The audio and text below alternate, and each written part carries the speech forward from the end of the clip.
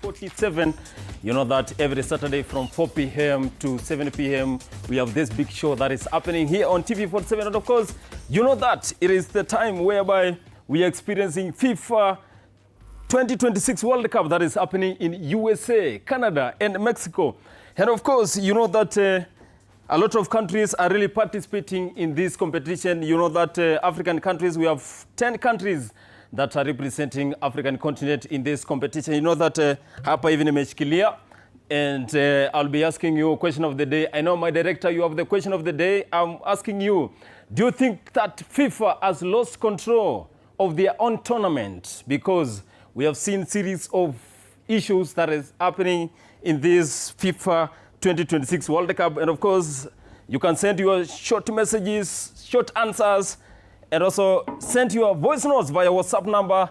That is my director is going to give you via the screen so that we can have that conversation. You can keep it locked. TV47, YouTube, TV47, Facebook, TV47, pale Twitter. Saizi wanaita X. We'll be having a lot of conversation here live on TV47. My name is Boniface Kimanzi. On all social media platforms, Boniface Kimanzi, TikTok, Twitter. But make sure, keep it locked, TV47. I'm not alone here. Of course, I have Kayole Starlets. Yes. Niko na bogi ya Kayole Starlets hapa. Na watakuwa pia wanatuambia imekuaje, ni mara ya kwanza kuingia pale Football Kenya Federation Women Premier League. Imekuaje. Niko na coaches hapa. Coaches, karibu sana TV47. Asante sana. Niko na mchezaji mwingine hapa Shidu Aso, unatuambia, hebu tuambie, unajua sisi tunaweza kuwa tunachanganyikiwa kiasi. Imekuaje, wewe ni nani kwa team kwanza? Introduce yourself kwanza. Okay. Good evening. I'm Shidu Aso, Impresia. Mimi not defender, acha tu niseme mimi ni utility player. Sababu hakuna place sijacheza hiyo team. Defense, striking, midfielder, wote. Thank you so much. We have Mercy Munguro. Karibu sana Mercy. Thank you. I'm Mercy Munguro, Captain Kayole Starlets. I play midfield, deep six. Yeah. Captain Kayole Starlets is here. And also we have another player. Introduce yourself. Thank you.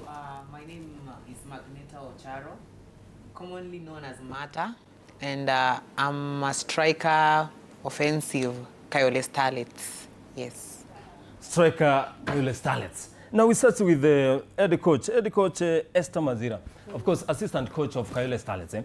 Yes. Coach, this is the first time, unaweza ongea lugha yote. This is the first time we are having Kayole Starlets game being featured in this Football Kenya Federation top league, of course. How is the experience so far? Tell us, how is the experience so far since now you're playing with the top clubs in the league? Okay, my name is Esther Mazira, former Kayole Starlets captain. Now I'm the assistant coach, so it's been a great experience so far. We've been in the league. This is not our first time. We've been in the league, then we got relegated, then back to the league. So far it's been a great experience. Yes. Thank you so much, coaches. Mercy Munguro, you're welcome. Now, of course, Mercy, imekuwa ni mara ya kwanza Kayole Starlets imeingia kwenye Football Kenya Federation Women Premier League.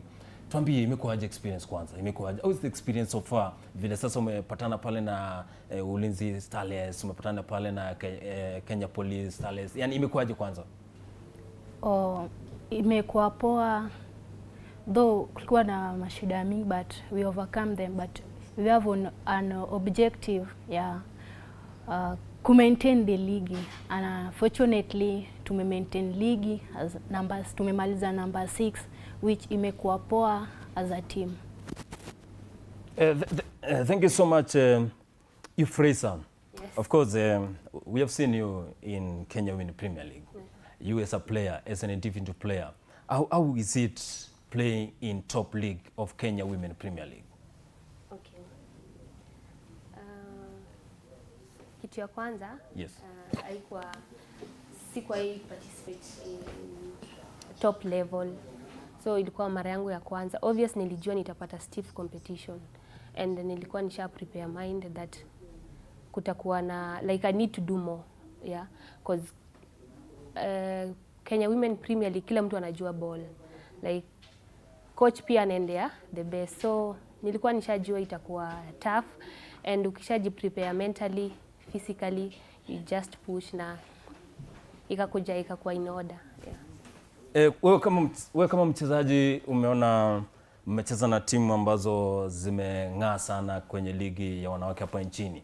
Pia ni timu gani kama mchezaji wewe wakati mmecheza nayo imekupatia challenge sana, yani kama mchezaji mpaka unaona enyewe we need to do this, we need to do this, they are a way more ahead than us?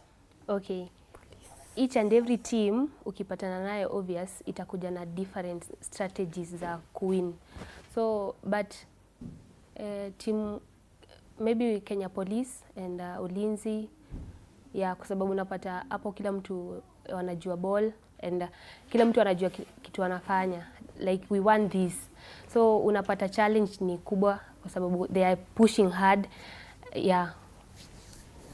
Yeah, coach, assistant coach, nimeona Kayole Starlets imekuwa ikicheza pale, na kwa mara ya kwanza wakati mlipandishwa kuingia kwenye ligi, mimi mwenyewe nilikuja pale Calvary Grounds, nikaona mahali mnachezea, nikaona kuna zile challenges mingi ambazo mlikuwa mnapitia.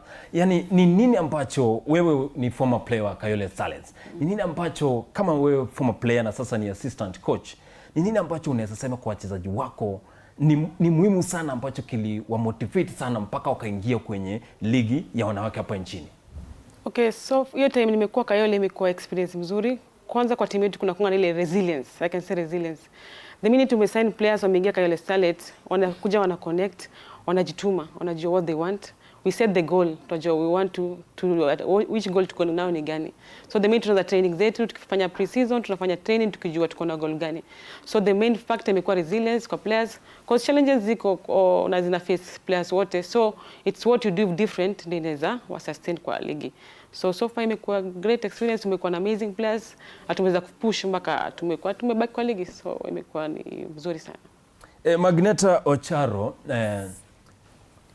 unajua ukiangalia ligi ya wanawake hapa nchini ina wachezaji wengi, na wewe kama mchezaji najua umepatana timu mingi sana pale kwenye ligi. Season imekuwa mrefu sana, umetravel nchini mahali mingi sana, ukiangalia kuna Nakuru, kuna Mombasa, kuna Western. Yani ni nini ambacho wewe kama mchezaji uliona kwa timu zingine ambazo zinacheza kwenye ligi ambayo unaweza leta pale kwa timu yako season nyingine ikianza, next season ikianza, uweze kuimprove kama mchezaji?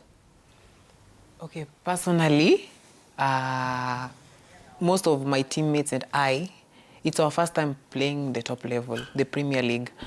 And the traveling experiences and seeing what other teams have been doing, I'll just say like they just have the teamwork spirit. So generally, for us deciding to work as a group, not just individually, if we decide to work as a group because we have a common goal, then if we continue doing that, then we'll be at a better place. Hopefully next season, we are going to maybe even go to CAF. Yeah. Yes, of course, that is captain of Kenya, that is Kayole Starlets, of course, right? So, of course, captain, we have seen your team, of course, playing against top Kenya Women Premier League. Like, tumeona mkicheza na timu zingine pale, like, yani inakuwa sometimes mnawadhibiti pale kwa striking, kwa defense. Sana nimeona Kayole Starlets ikicheza. Last time nilikuwa pale Calvary Grounds, niliona defense yenu iko sawa.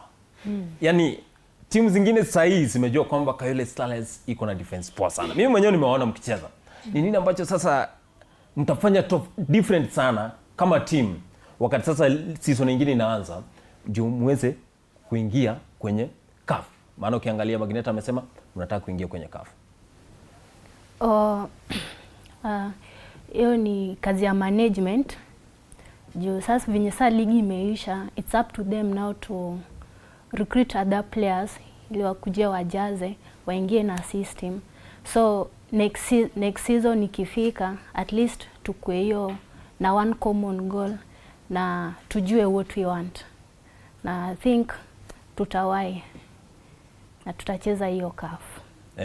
Maana last week kulikuwa na kiasi tu nilikuwa tumeenda pale kwa waziri wa hazina ya kitaifa ambaye ni CS Badi, ambapo walikuwa na wapokea wale Kogalo baada ya kutoa ushindi wa ligi kuu ya soka nchini, na niliona CS akisema kwamba ako na imani sana, like CS Bad is confident that Kogalo will be bringing to Kenya the CAF Champions League once they participate in that competition. I can see if Racer, of course, naona timu yako, naona wachezaji hapo vile wanasema like saa hii aim ya team ni kuingia kwa CAF Champions League. Na ile ni mashindano ambayo inaleta timu mingi sana za bara la Afrika. Na tunajua kwamba wachezaji wengi ambao wanachezea ligi kuu ya wanawake hapa nchini, ambao wanachezea ligi kuu ya soka hapa nchini, ikiwa ni wanaume ama wanadada, wanataka kuchezea ile big stage kama CAF Champions League. Wewe kama mchezaji, ni nini ambacho unataka kufanya ukiingia pale kwa CAF Champions League? Maana kila mchezaji anataka kucheza ile top stage. Okay, kucheza CAF ni a bigger opportunity kwa kila player, kwa sababu you never know nani ana watch. So going there, showing your best, giving your skills, unaonyeshana skills, unaonyeshana kila mtu like I belong here na nimetaka kuwa kwa hii place. So going there, giving your best, pushing your team, hata kama wewe si captain but as a player, kwa sababu obvious hatuwezi achia captain kila kitu. Wewe ndio unacheza huko ndani, you know what it means to be there. So ni opportunity kila mmoja akipata, ama for me nikipata naweza prove my point. Nikuje kwa coach. Coach, umekuwa mcheza pale kwa ligi ya chini pale, sasa umepandishwa kuingia kwa umecheza kwa ligi kuu ya soka ya wanawake hapa nchini. Kama management, ile transition, tuambie transition imekuaje kutoka kwa ligi ya chini sasa umecheza top flight league hapa nchini. Ile transition tuelezee imekuaje kutoka kwa hiyo ligi kuingia kwa hii ligi ambayo mnacheza kwa sasa ya ligi kuu ya wanawake nchini. Okay, ukiangalia ligi zetu za wasichana, NSL is very competitive. So when tulitoka NSL tukakuwa promoted to Premier League, it was something kwa tumesha, cause kuna ya first tulicheza, then tukaenda playoffs tukafungwa. So we had to play NSL again.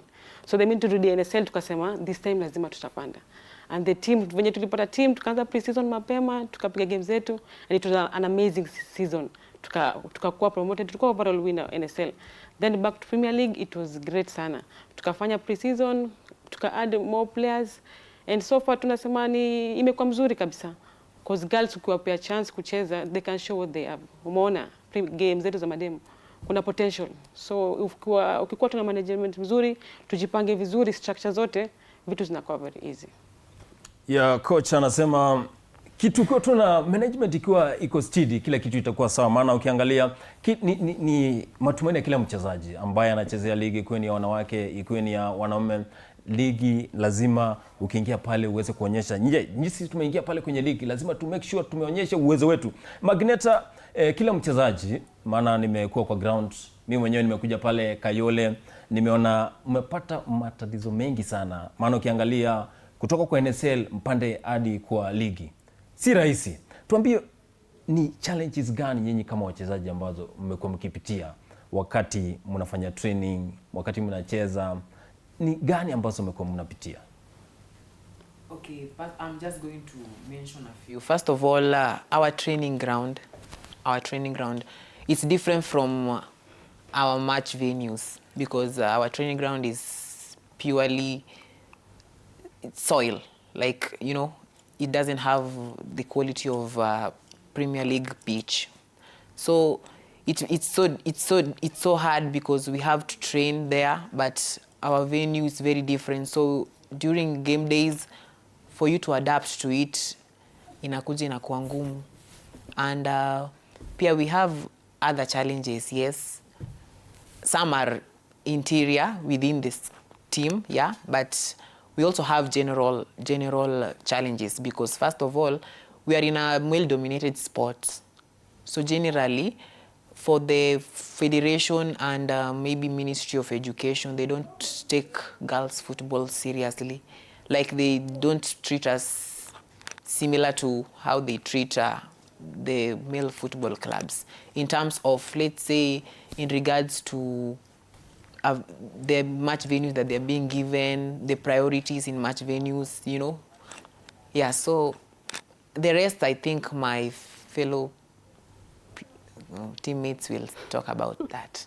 Yeah, Mercy, pia tumeona timu ambayo inacheza ambayo ni Kayole Starlets. Kama mchezaji wa Kayole Starlets nilikuwa pale Calvary Grounds, nimeona uwanja vile iko, the state of the field, pia nimeona training vile mnafanya pale. Like mkuna challenges kama gani ambazo nyinyi kama team na kama wewe mchezaji ambao umepitia kutransition kutoka kwa NSL kuingia kwa ligi sio rahisi. Wewe kama mchezaji na team, tuambie ni challenges gani ambazo umepitia kama wachezaji na kama team?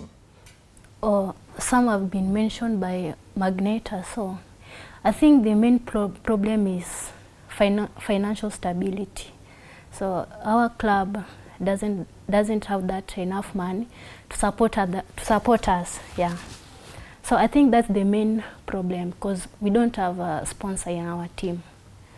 So the person paying us is someone getting money from his pocket, you see. So it's very hard for us to support us. So I think the main problem there is just financial stability in our team. Yeah. Yes, financial stability.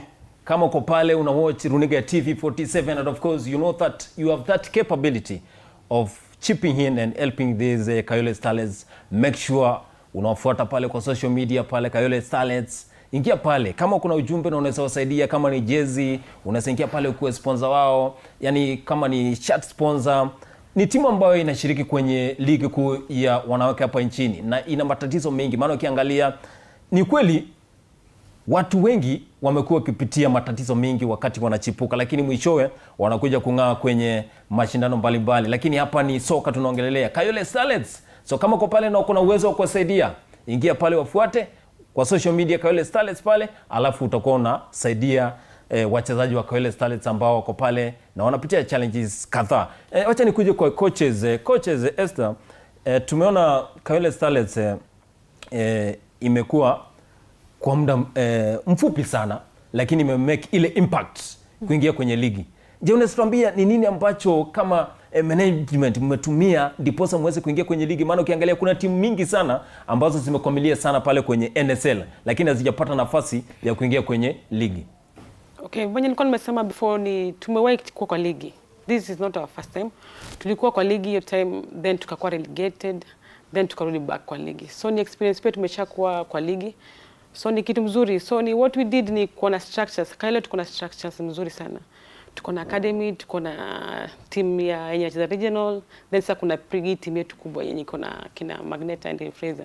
So for me it's just kuwa na structure mzuri kwa team yaweza kuweza kusaidia kuweza kuachieve your goals. That is something that Kayole pia tuko nayo yenye I believe imetusaidia sana. Yes.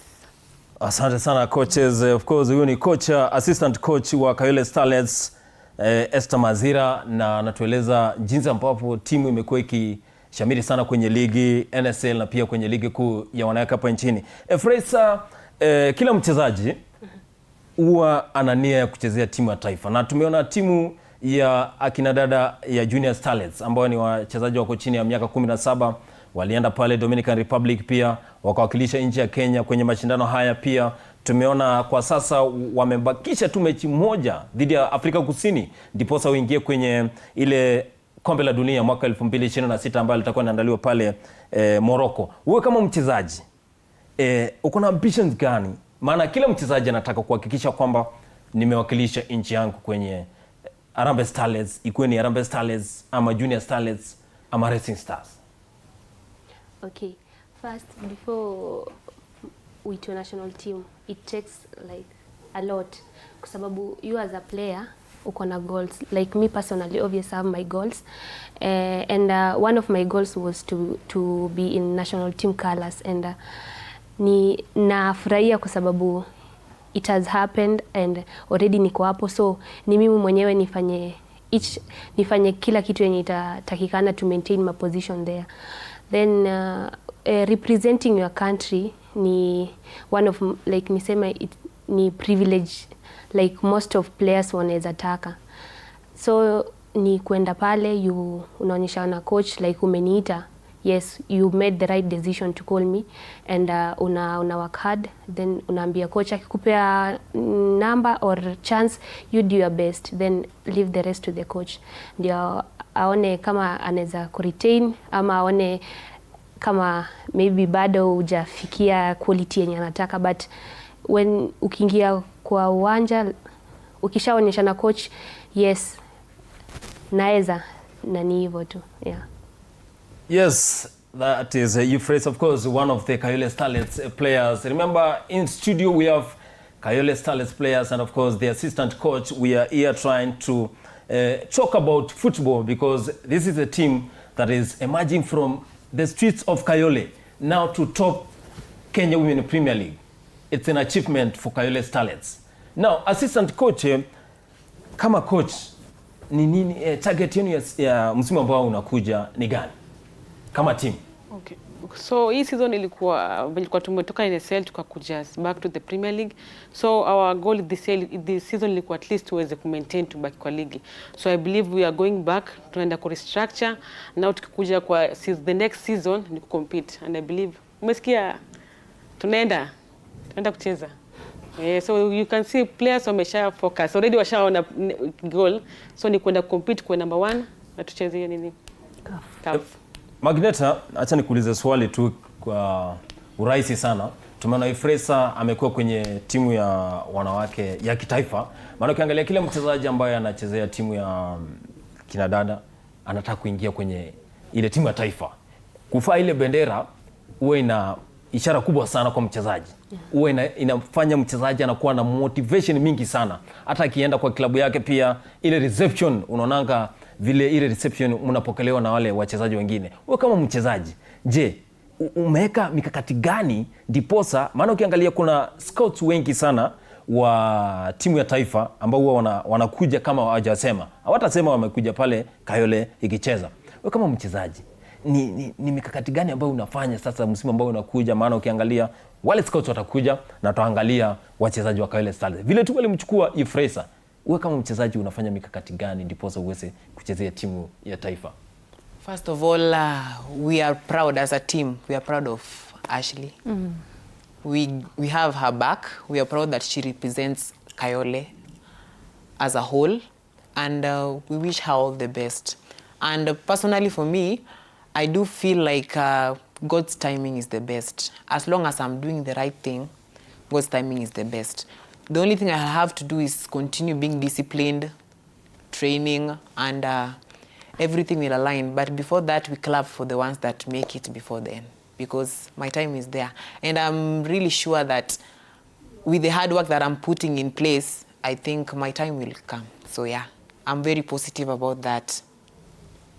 Yes, she's positive, and of course, every player's dream is to play for the national team. Here we are having Kayole Starlets, and of course, they are doing well, of course, in this Kenya Women Premier League. Mercy, vile Magneta amesema pia, ana imani kwamba huwa lazima itatokea aweze kuchezea timu ya taifa. Wewe kama mchezaji pia uko na motivation hapa. Ifresa amekuwa pale na kina Beldino Demba pale, amekuwa pale na kina Mildred Cheche. Imekuwaje wewe kama mchezaji, nini ambacho unafanya sasa ndiposa uweze kuingia pale kwenye timu ya taifa? Venye Mata amesema, we congratulate Ashley. She represents us as a Kayole whole, right? So they say delay is not denial. So I'm just patient. I know my time will come. Tamani sana nicheze national team, which I haven't lose hope yet. I know it will come automatically. Yeah. It will come automatically. Hata mimi nasema kwamba in God's time everything will align. Yeah. Tunasema kwamba kama uko pale na uko na dream, maana najua kuna watu wengi ambao wanaendelea kuona hii runinga TV47 uko pale Kisumu, uko Mombasa. Tunajua vizuri kwa sasa kombe la dunia linaendelea pale Amerika, Canada na Mexico. Na kila mchezaji pia huwa anataka kuchezea timu ya taifa. Pia Kayole Starlets wako na imani ya kwamba watakuwa wanawakilisha timu ya taifa ambayo ni Harambee Starlets kwenye mashindano mbalimbali ambayo huwa inashiriki. Lakini yote tisa, coaches, wewe kama assistant coaches, unaona timu yako wapi in the next 5 years. Je, unatabiri timu yako itakuwa wapi miaka kama 5 hivi ambayo inakuja?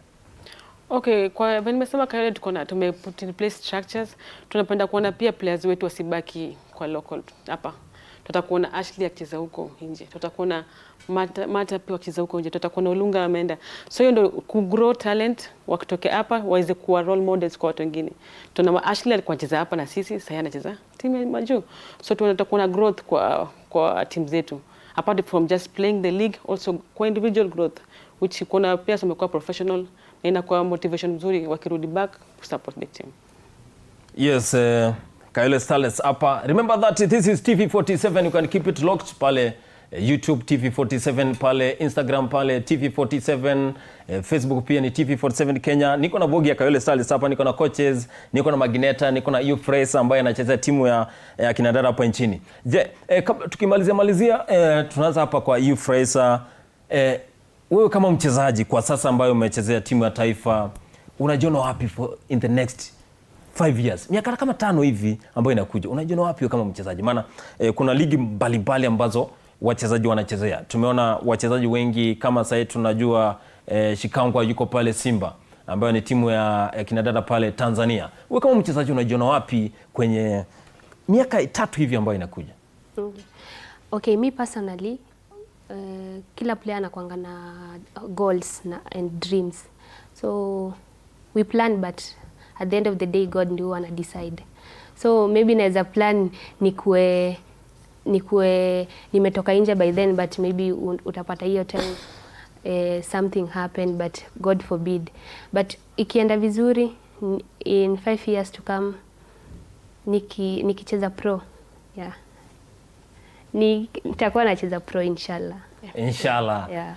Euphrates anasema inshallah. Tunasema kwamba pia in God's time kila kitu italign. Inakuja pia kwa Magneta. Magneta pia tumeona mambo mengi ambayo imekuwa ikiendelea hapa nchini. Wachezaji wengi ambao wametoka ligi za chini pia wamepata nafasi ya kuchezea nchi mbalimbali. Wewe kama mchezaji sasa miaka 5 unajiona wapi? Miaka 5. 5 tu ama 3. Dream yako unajiona wapi in the next 3 to 4 years hapo hivi? Automatically outside, like maybe Europe, maybe Spain, but automatically outside. As long as I can represent my country outside, then I'm good to go. Yes. Yes, coaches, assistant coach, pia tumeona kuna watu wengi washikadau ambao wameshiriki kwenye Kayole Starlets. Ni nani ambaye unaweza sema kwamba amekuwa ni center of success wa Kayole Starlets, ambaye amechangia sana Kayole Starlets kutoka kwa NSL, sasa imepanda imeingia kwenye ligi? Ni nani ambaye unaweza sema kwamba amechangia sana Kayole Starlets kuingia kwenye ligi kuu ya wanawake hapa nchini? Okay, kuna watu wengi wamechangia sana kwa hii success yetu. Kwanza ningeanza na our partners. Tumekuwa na different partners wamekama on board kutusaidia. Ukiona jezi yetu ni poa sana. So kuna partners wamekuja kuwork na sisi kutusaidia na kuweza kuachieve our goals. Then pia kuna huyu anaitwa Game 2 pia amekama on board. Unapata jezi kama hizi ni mzuri, wanatuletea boots. So ina encourage player, at least umeingia ground kuna jezi smart, uko na boots unakaa vizuri. Then our fans wamekuwa na work na sisi kwa this journey, wamefanya kazi mzuri from NSL. Every match wanakuja wana support. Uko kwa game unasikia fans wamekuja, inapatanga play ile motisha yenye mtusupport sana. Management pia putting structures, ku manage team is not easy. Ukiangalia hakuna kwa ligi hakuna sponsors, so ni team waweze kutafuta venye mtaenda game. So management pia nawashukuru kwa Wakenya wamekuwa wanafanya. It has not been easy, but we believe that itakuwa better pia. Lazima to start from somewhere. So they are doing an amazing job. They are amazing players. Every day kuja tu tizi, kushow up every day, every match, every win. Tunawak pamoja. So they have been doing a great job. And above all, the technical team. Kuna different people, coaches, assistant coach, physio, every role. Unakuja unafanya role yako. You work together as a team to achieve that goal. So far watu wamewaka na sisi sana. Juzi pia tumekuwa na partner amekama on board, anaitwa Ushindi, Pwani Oil. So wamekuja wakitupatia gift hampers. It's a 3 months deal, but imekuwa ni motisha mzuri. Tangu kuja mwana players wanajimotivate, tumekuwa na player of the month. Hiyo kaampa, umekuwa nayo unaenda home unasikia. Hiyo reward unapatiwa tu kidogo, hata kama ni kidogo una feeling unaenda home unasema leo nimekuja na hii. So we encourage people to come on board, support the girls. There's a lot of potential kwa women football. So tuna urge partners come on board. Kayole tuko ready kuwork na anybody. Kuja support team. Girls wamesha show that kuna potential. So come on board, support the team and we can be able to move together. So ni imekuwa ni collective kila mtu ameplay role yake collective from the players, but tumesema kila mtu kuna ile role ameplay ndio kuona Kayole penye imefika sasa. Yes. Yeah. Ni wachezaji wa Kayole Starlets wakiwa na assistant coach hapa, ambapo wanatueleza jinsi ambavyo wameshambiri kwenye ligi kuu ya wanawake hapa nchini. Na pia kama uko pale Wajia, uko Mombasa, uko Kisumu na unaweza kuja pale Kayole usaidie Kayole Starlets, tafadhali Ministry of Sports, Waziri CS Mvurya, kuja pale usaidie hawa wanadada. Wanataka kusaidiwa, wasaidie wapate sponsors pia. Ingia pale waonyeshe pia unawasupport, maana tukiangalia timu mingi sana hapa nchini huwa zinapata zile challenges. Maana mimi nimeenda pale Western, nimeona vile timu zinacheza, nimeenda pia huko North Rift, naona vile watu wanacheza. Yaani talents iko mingi, lakini timu zimekosa wale sponsors. So kama uko pale na uko na uwezo wa kusaidia timu, make sure umeingia pale uweze kusaidia Kayole Starlets. Tukimalizia Ifresa, kama mchezaji umetueleza kwamba lazima uko na imani ya kuchezea Europa. Yeah. Maana kila mchezaji anataka kuchezea Europa. Tumekuwa na FIFA Women Series juzi hapa ambayo ilikuwa inaandaliwa hapa katika uwanja wa Nyayo. Pia tuliona wachezaji wengi sana ambao huwa tunaona kwa television. Tuliona wachezaji wengi akina Samaza Kerr ambao wanachezea Chelsea, na walionyesha ile uwezo ya kwamba enyewe kuchezea ligi ya Europa huwa unapata ile skill fulani. Maana tuliona Kenya ilikuwa inacheza dhidi ya Australia. Tukaona kuna skill ambazo sisi kama Kenya tumekosa kiasi, lakini wale wametudhibiti kiasi, lakini tuta improve, maana there is always room for improvement. Na tukimalizia, wewe kama mchezaji sasa umetuambia unataka kucheza Europa, ni nani huwa anakumotivate sana wakati unamwangalia anacheza unasema I want to play like this person, I want to play like this person? Okay, niko na mmoja. Yes. Though she's a defender, anachezea Arsenal, anaitwa Leah Williamson. Yeah. Napenda tu venye anacheza and I admire a lot. So sometimes najiambianga even mimi naweza cheza hapo. Yeah. Tukikuja kwa Masi pia wewe tuambie ni mchezaji mgani ambaye huwa anakupatia challenge sana na kuona huyu nikifanya kama yeye, nikicheza kama yeye enyewe nitafika mahali. Nikikuwa kama yeye nitafika kama, maana hata mimi wakati nilikuwa na grow kuna watu fulani ambao huwa nilikuwa nataka kuwa kama wao. Ni nani wewe ukimwangalia kwa uwanja, ikuwe ni hapa nchini Kenya ama pale ugaibuni, nani huwa anakupatia ile motivation uendelee ku keep going? Lauren James, Chelsea player. A confirm. Yeah, anasema Lauren James, of course, the Chelsea women player. Of course, she is the sister to Reece James, number 24. Chelsea captain Reece James. Coaches pia sitakuuliza ile. Magneta, ni mchezaji mgani ambaye huwa anafanya uendelee ku keep going, kuendelea kufanya mazoezi ndiposa uweze kufika kiwango yake? Kuna Mata, then we also have some Kai mention, na pia kuna huyu Chawinga pia. Yes, so hawa watatu. Hopefully I'll play against them, maybe with them one day. So yeah. One day inshallah. Coaches, tukimalizia sasa tufuatie summary ya team sasa, vile imekuwa. Hujasema chairman Joshua Sakwa. Chairman amesaidia sana team sana. Msema kweli? Ndio wakati wake ndio umefika sasa. Sasa hebu tuambie who has been the center of success of this team? Okay, but nimesema tu before imekuwa collective from the management, tuko na director Eric and Joshua pale kama chairman, then kuna our TM Faith Audit, then kuna technical team, coach, assistant coach, our physio Susan, Kolo, everybody, technical team wote wenye wameplay part kuweza kuona success Kayole imefika hapa juu. So ni structure poa tumekuwa nayo, not forgetting our media team Ukiangalia platforms zetu sasa ndio the most followed Kenya Premier League. Sasa unaona kuna zile everybody anafanya kazi yake. So shout out to our media team, muendelee kufanya kazi poa. Omondi, everybody kwa media team fanya kazi mzuri. So tumeweza hiyo ndio KPK imetusaidia Kayole. Tuna record games zetu na kwa watu wanaweza ona. So kumekuwa tunaji in publicity, media publicity imekuwa poa, yenye pia imesaidia team players kujulikana. Watu wanaweza kuja sasa wanaona Shilwa Watson, wanaanga reels zake zimechezeshwa. So ni something but nimesema tu kila mtu ameplay role different. And our chairman amekuwa na sisi from day one mpaka sasa hivi, Joshua Sakwa. Endelea na kazi poa. Amekuwa my coach mpaka sasa hivi bado sasa nimekuwa na yeye kwa technical team. So amekuwa the foundation of Kayole na tunamwencourage zidi kuwa na hiyo bidii. Kuna great bado tujafika, tunazidi kwenda pamoja. Yes. Yes, kama uko pale na unajua vizuri hujafollow Kayole Starlets pale social media, Facebook, Instagram, kila mahali Kayole Starlets, enda wa follow. Tukimalizia Euphrasia, sasa tunaona kombe la dunia linaendelea pale Marekani, Canada na USA. Wewe una support timu gani? Portugal.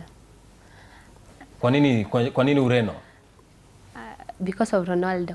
Napenda Ronaldo. Yeah, napenda Ronaldo sana. Yeah. Okay, anasema yeye ana support Ureno because of Cristiano Ronaldo. Masi? Yes. Una support timu gani pale kombe la dunia? Okay, I mean for Argentina. Yeah. Because of Messi is there, the GOAT. We have Enzo Fernandez of Chelsea player and other more. Yeah. Argentina coach Esther? Mimi nitabaki na Senegal. Yeah. Kuna Mane. Kuna Mane.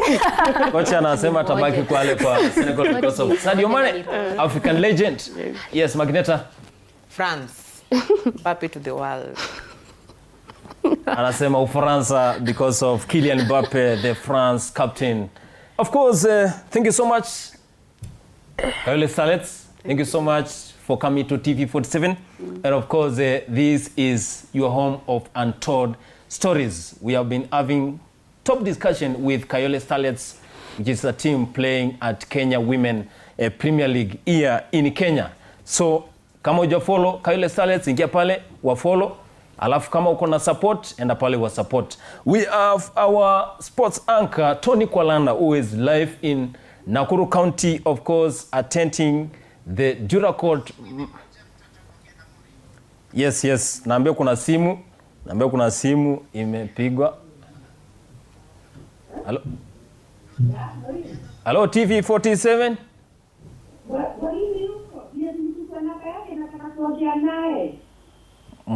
Mwalimu yupi? Mwalimu wa pole. Hayuko. Tunaambiwa ameingia pale forest kiasi, lakini we are saying that here is TV47, so we have our own sports anchor Tony Kwalanda, who is live in Nakuru County attending the Durakot Masters. Of course, Tony Kwalanda, tell us what is happening in Nakuru. How is the event so far, and how are you prepared to be the master of ceremony for this event that is going to happen tonight in Nakuru? At hole, this is T-box number 14 here at Nakuru Golf Club, and this is of course the Dura Court Golf Masters Series 2026. Remember, it's the inaugural championship, and this is the second round. The second round is taking place right here at the Nakuru Golf Club. It's very scenic here. Remember, this golf club is located facing Nakuru town. So, I mean, if these trees were not here, you'd be able to see Nakuru town as well as the Lake Nakuru. So it's very scenic here and very significant. Now, over 200 golfers, both men and women, are participating in this competition. I was very honored and privileged earlier on in the day at 6:40 a.m. I teed off a team of pinches. One of the junior players should be here from Nakuru Golf Club, that is, or Peter. I was also together with Brian. and Njogu, and of course together with the caddies who are assisting us in terms of our round of golf. So I did 18 holes here at the Nakuru Golf Club, and of course you'll be able to see the results that we'll be posting later this particular competition. However, this place is very important. Tee box number 14 has a very important stopover. A stopover that gives an opportunity to all the over 200 golfers an opportunity to refresh themselves with nyama choma or barbecue, with boiled maize, with white ugali, brown ugali, kachumbari, pili pili, soda, juice, lemonade, tamarind. It is a stopover. In case you just want also to engage with the adult beverages, also you can have. If your golf has just collapsed, this is a place where you can actually come and console yourself. If your game is collapsed, you can console yourself here. So it's very important. This particular competition brings a host of many different people from across the country. I've had players from Kericho, players from Nyali, players from Njoro, players from Nairobi, Muthaiga, Karen. The entire country has converged here for the second round of this particular championship.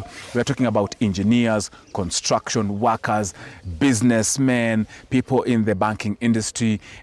The who is who are participating in this competition, both men and women. And so definitely we are here to watch out. Remember, this competition also is out here as they're doing their series around the country to promote the game of golf.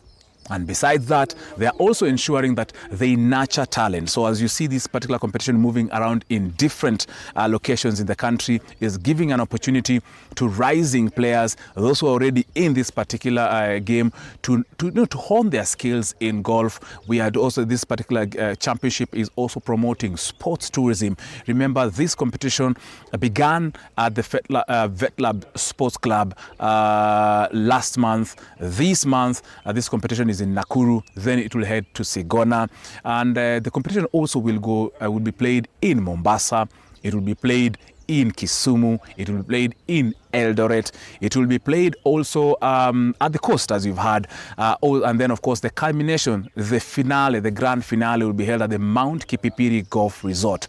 Remember, winners in the different categories, both men and women and the juniors, will also receive gifts. They'll also receive rewards. They'll receive cash rewards. Remember, this particular competition at hole number, should be in the first 9, should be hole number 4, number 5, if I'm not wrong.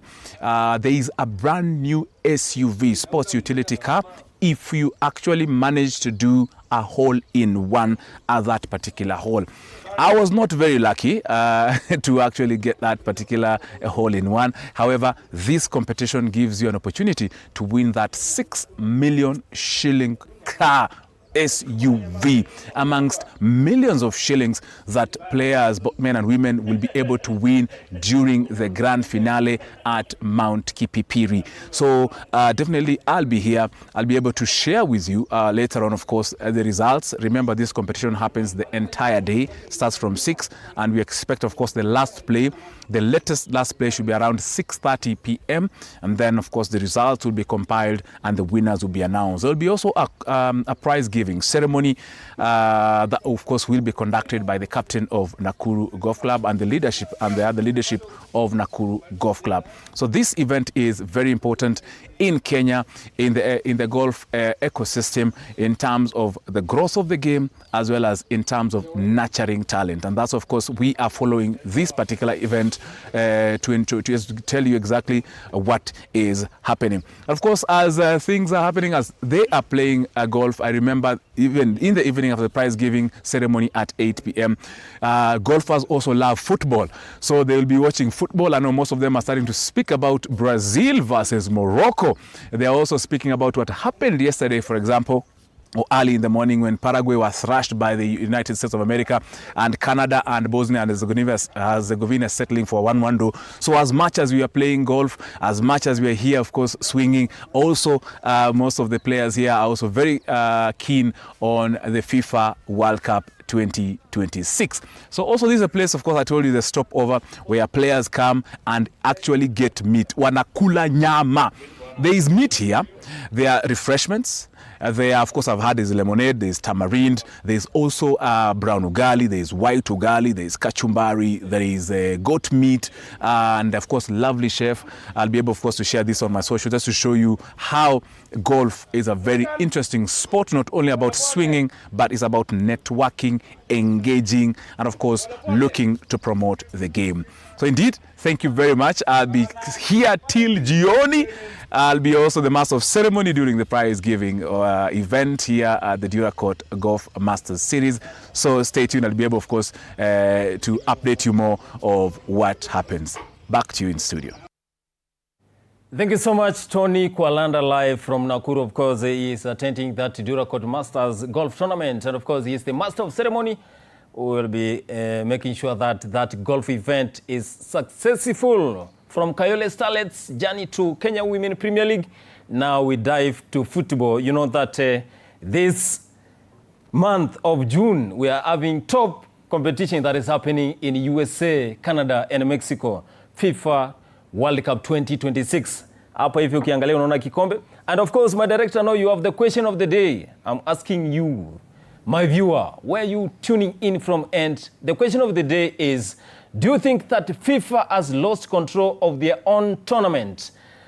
Do you think that FIFA have lost control of their own tournament? Because series of events that we are witnessing in the United States of America, they show that a lot is happening. Even when Gianni Infantino, the FIFA president, is addressing the press, you can tell that a lot is happening behind the scenes.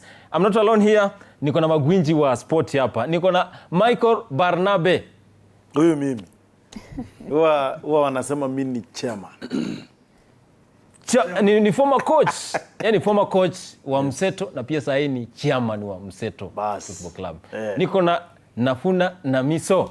Kabisa, najulikana kama Nyota ya Magharibi, and it's always a pleasure being here. Niko na mzee wa Kayole Starlets, najua umeona vile tumefanya na Kayole Starlets pia. Dennis Madeka, karibu sana. Asante kabisa. Niko imara kabisa. Leo amevaa Nairobi United. Niko na Matunda Finest, Danto Sibola. Karibu kwa show. Asante sana. Nimekuwa behind the scene. Ndio mwenye show. Ndio nimeona. Nimekuwa behind the scene, lakini pia nasikia fit. Unajua pia ni show kubwa sana. Of course, this is the biggest show in East and Central Africa. Without a doubt. FIFA World Cup 2026. Tunaanza na Barnabe. Niambie. Barnabe, question of the day, we're asking, do you think that FIFA have lost control of their own World Cup? Because series of events that we have seen in USA, Canada, and now today also, yesterday we saw that is Ghana midfielder Thomas Partey Bay denied visa to get to the Canada. Of course, do you think that FIFA have lost control of this FIFA World Cup and it is the biggest tournament ever? Honestly, it is the biggest tournament. World Cup is something we wait for, 4 years. But honestly, I'll say no, FIFA has not lost control. I still believe in FIFA and I still believe in their structure. I will repeat maybe talk about what the president said. There is no way they are going to interfere into the matters of, country to country or, the security of the host nations. And I think, however it may be, because people are talking about, politics, inter-countries relationships, international relations. But siasa za mataifa tunaziachia mataifa. Na siasa ya ball, wacha tuiachie ball. Tutafeel vibaya. If a country feels like Thomas Partey should not be there for a reason yenye wao wanaona ni reason, then I think there's nothing FIFA can do about it. They can only try to follow up na kujua why this is happening. Of course, what happened to the referee, the Somali referee, was something, si poa. Lakini pia Marekani na sheria zake na lazima tuzifuate, ndugu yangu. So I'll say tulifeel vibaya. Kimtazamo mpira ni mbaya, but ukiangalia kiusalama kivyao wana feel it is right. Na hiyo ni mambo ya immigration and all those things. So sio FIFA ilikata. Ingekuwa ni FIFA imekataa, then ingekuwa something else. But nasemanga pia Mungu anafunguanga milango zikifungwa kwingine. Zingine kitu mbaya inaweza kukuhapenia. Ndio kitu ingine happen. You know what I'm talking about. Kabla niingie kwa Matunda Finance, Danto Sibola. Nafuna na Miso pia nafikiri umeona mambo ambayo imekuwa ikiendelea pale Amerika, pia Canada na pia Mexico. Do nafikiri kwamba, do you think that FIFA, they have lost control of their own tournament? This is FIFA 2026 World Cup, because when you see what happened in 2022 in Qatar, what transpired in 2018 in Russia, 2014 Rio de Janeiro, 2010 in South Africa, I think this is totally different from what we have seen in previous World Cup. So do you think that FIFA have lost control of their own tournament? I wouldn't say they've lost control. Kitu ya kwanza naweza sema labda they were a bit overly ambitious at the beginning. We've seen that they have expanded the team, they participate in teams. That means logistics pia kidogo zinakuwa ngumu. I feel like maybe they would have put a little bit more energy into the planning, because these issues are arising like sahizi wakati tournament tayari inaendelea. These are some things that would have prevented if they had been worked on faster. And so I think it also has to do a lot with coordination, with the logistics, with the planning. But they've not lost it entirely. This is not their fault. Vile tu mwenzangu hapo amesema, to some extent mikono yao imefungwa sababu sheria za hizo nchi zingine lazima zitumike. So it's not like they've lost it. I think their ambition was a little bit too big, but they did not put the same energy into the coordination and the logistics to make sure that everything flows smoothly. So they've still not lost it. They still have a chance to redeem themselves. But this is where we are at the moment. It looks bad, lakini bado hawajapoteza. Dennis Madheka, pia ukiangalia FIFA, tumeona president wa FIFA ambaye ni Gianni Infantino juzi aliulizwa swali na wanahabari, pia akaongea hivi mpaka wanahabari wakashindwa, mbona hajajibu swali ambayo tumemuuliza. Je, nafikiri wamepoteza ile supremacy ya World Cup? Kwa kifupi naona FIFA imelegeza kamba, sababu siku zote sheria za FIFA na za serikali huwa ziingiliani siku hata moja. Sababu FIFA wana sheria zao, na FIFA wakiwa na sheria zao wanataka mafansi wao, sababu mafansi wa FIFA, mafansi si wa nchi. Mambo na nchi na FIFA ni vitu viwili tofauti. Mimi naonelea tu USA waache usuperpower wao na waache mambo mengi na sheria kuhusu football. Watu wameenda kule na sasa ni World Cup ya kwanza ambayo iko na 42 countries, na watu walizoea 32 countries, whereby ukipigia hesabu utakuta tourists wamekuwa wengi zaidi kupindukia. So alafu sasa unapata sasa kuna ile tension kidogo labda iko huko US kuhusu mambo na Iran vile unaelewa, lakini hiyo mambo ya Iran nini na US kupigana, sasa unakuta wanaweka sheria zao pale mpaka wanaharibu ule mpira. Mimi sioni kama ni vizuri US waingililie sana kuhusu football ama FIFA sijui nini na nini, na president wa FIFA inafaa pia akaze kamba kiasi, sababu FIFA ni FIFA, na siku zote miaka yote watu wamefurahia World Cup kila mahali.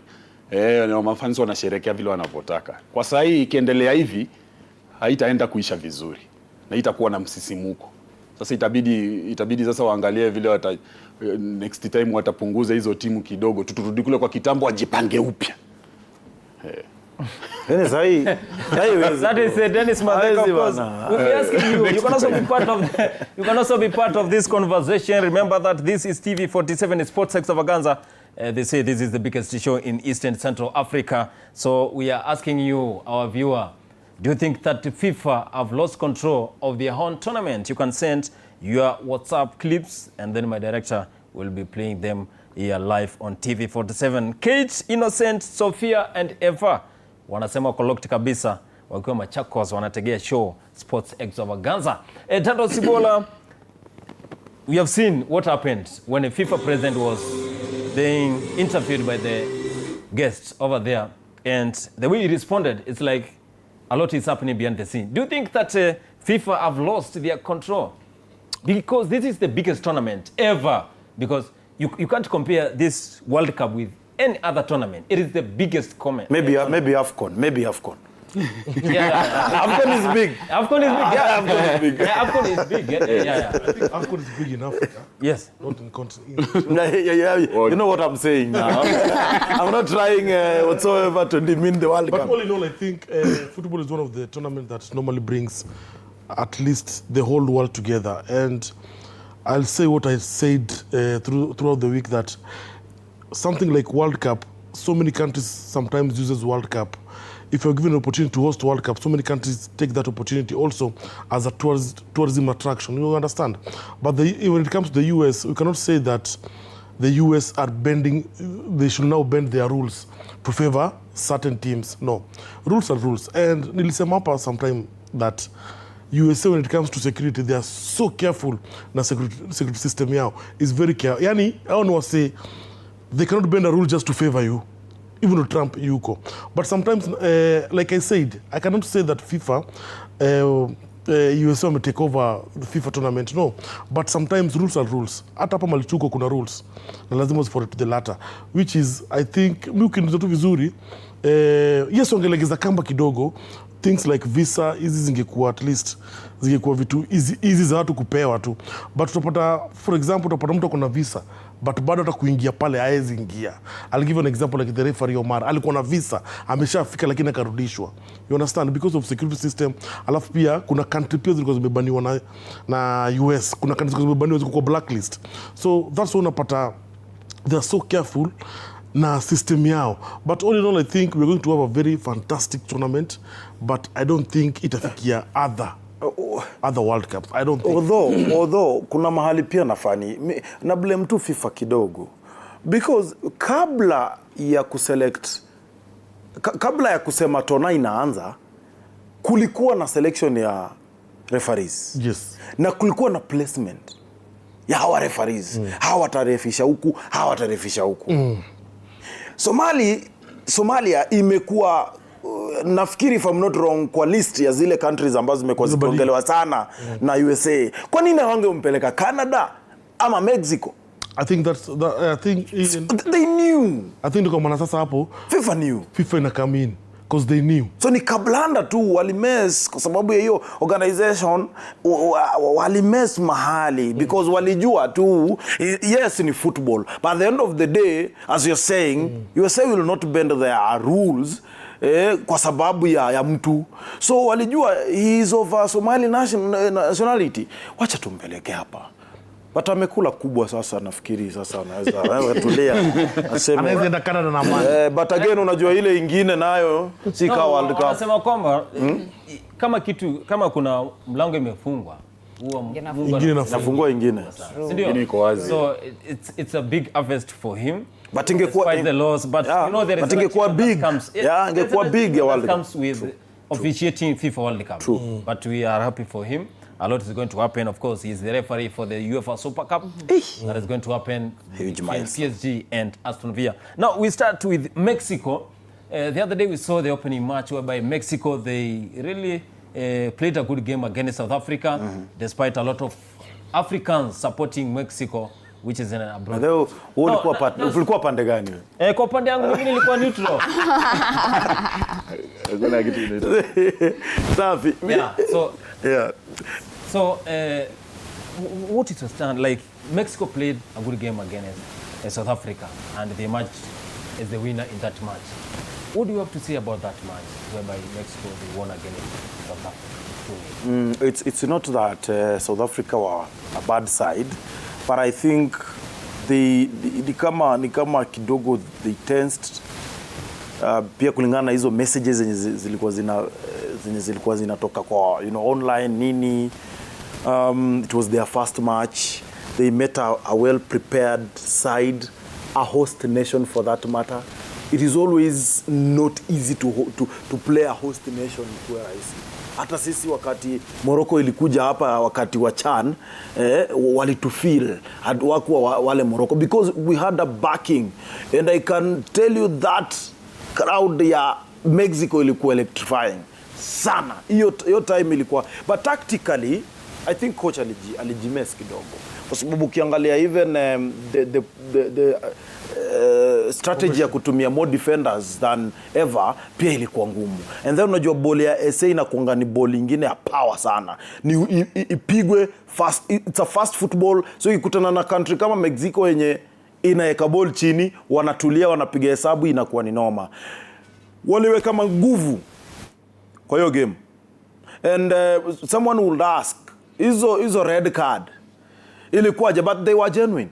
And actually I commend the referee because I've had many people discussing him and criticizing him. But he tried as much to manage your game. Because there's no way, in fact, mimi nilikuwa na feel some of those red card hata zingetoka mingi kwa sababu walikuwa wanatumia nguvu mingi unnecessary. Waliwezewa wapi? Waliwezewa kwa makosa kidogo. That midfield, that SA midfield, in fact wasipochunga even next time itakuwa ngumu.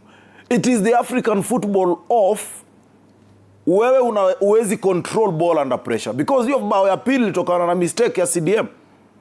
Yeye alishindwa kucontrol mpira na ikaenda, and that's the punishment you get when you're not settled, when you're not relaxed in a world class match like that. So for me, I won't blame them, but I think they still have a space in that World Cup. They can redeem themselves, Boni, because they have a good attacking. Only that haikusimama. Yeah. Yes, South Africa, they lost 2-0 against Mexico. And you know that Mexico, they are the host nation of this 2026 FIFA World Cup that is taking place in USA, Canada, and of course that Mexico. Hugo Broos, the head coach of South Africa, during that interview after the game, he said that I have a lot of trust with my players, despite getting 3 red cards at a go. In fact, from the previous World Cup, this is the first game that we got a lot of red cards. Yes. Now, do you think that they have that energy to redeem themselves when it comes to the next match? And of course, you know, they have to score goals because they lost against Mexico. Totally. I believe there's space for them to redeem themselves. Besides, South Africa is one of the Africa's football giants. They are good. It's just that this opening game did not turn out as they expected. Of course, even for me, I expected a little bit more because in the previous, they've played Mexico before in a World Cup, and I thought kidogo wanatoshana nguvu, lakini this time, I don't know what happened. We can also say labda mental health yao, their mental health state was not in order with all the bullying and the aggression coming online. But if they put themselves together, if they compose themselves, na waeke discipline mbele, they'll be good. Sababu hiyo aggression yao nyingi ili lead to falls, and then they ended up playing minus 2 key players, which I think iliwafanya pia ikawa disorient kidogo. So yes, I believe they will redeem themselves. There is room for them to redeem themselves. They are good players. They just need to rectify a few things and they'll be good to go. I am very much looking forward to them bouncing back. They will bounce back. That is Namiso, of course. She's saying that South Africa, with the guidance of Hugo Broos, they are going to bounce back in the next match. Dennis Madheka, South Africa walipoteza dhidi ya Mexico. Na tumeona kwamba wale South Africa vile walikuwa wanacheza, they were so aggressive against Mexico. Sasa unachukuliaje ile mechi? Je, unafikiri watakuwa wanajikwamua mahali waliacha kwenye mechi ya Mexico? South Africa, kitu cha kwanza nataka nijue na nauliza tu katika hiyo grupu ha, nauliza nani? Mimi nauliza tu hapa kwa hichi kikao. Katika grupu ha, ni nani mwingine na nani amebakisha South Africa? Wana grupu. Sababu South Africa sikufichi 2010 wakiwa nyumbani pale South. Walicheza na Mexico, walikuwa group moja nafikiri. Na game iliisha 1-1. Unasikia? Sasa hii Mexico ikiwa nyumbani na Mexico ni nchi nyingine kwa World Cup, ni timu kali isipokuwa ina bahati. Kwa hivyo mimi kulingana na mimi vile naona South Africa, kwangu mimi ni South Africa, na South Africa mpira wao wanategemea wachezaji wengi ambao wanachezea pale kwa South hapo nyumbani. Wanacheza ligi ya pale nyumbani, Kaizer Chiefs, Orlando Pirates, sijui wapi, Sundowns imechukua Champions League, lakini sikufichi World Cup ni kali, na South Africa sioni kama kutoka katika hiyo group ni ngumu sana. Haitaweza. Kwangu mimi haitaweza.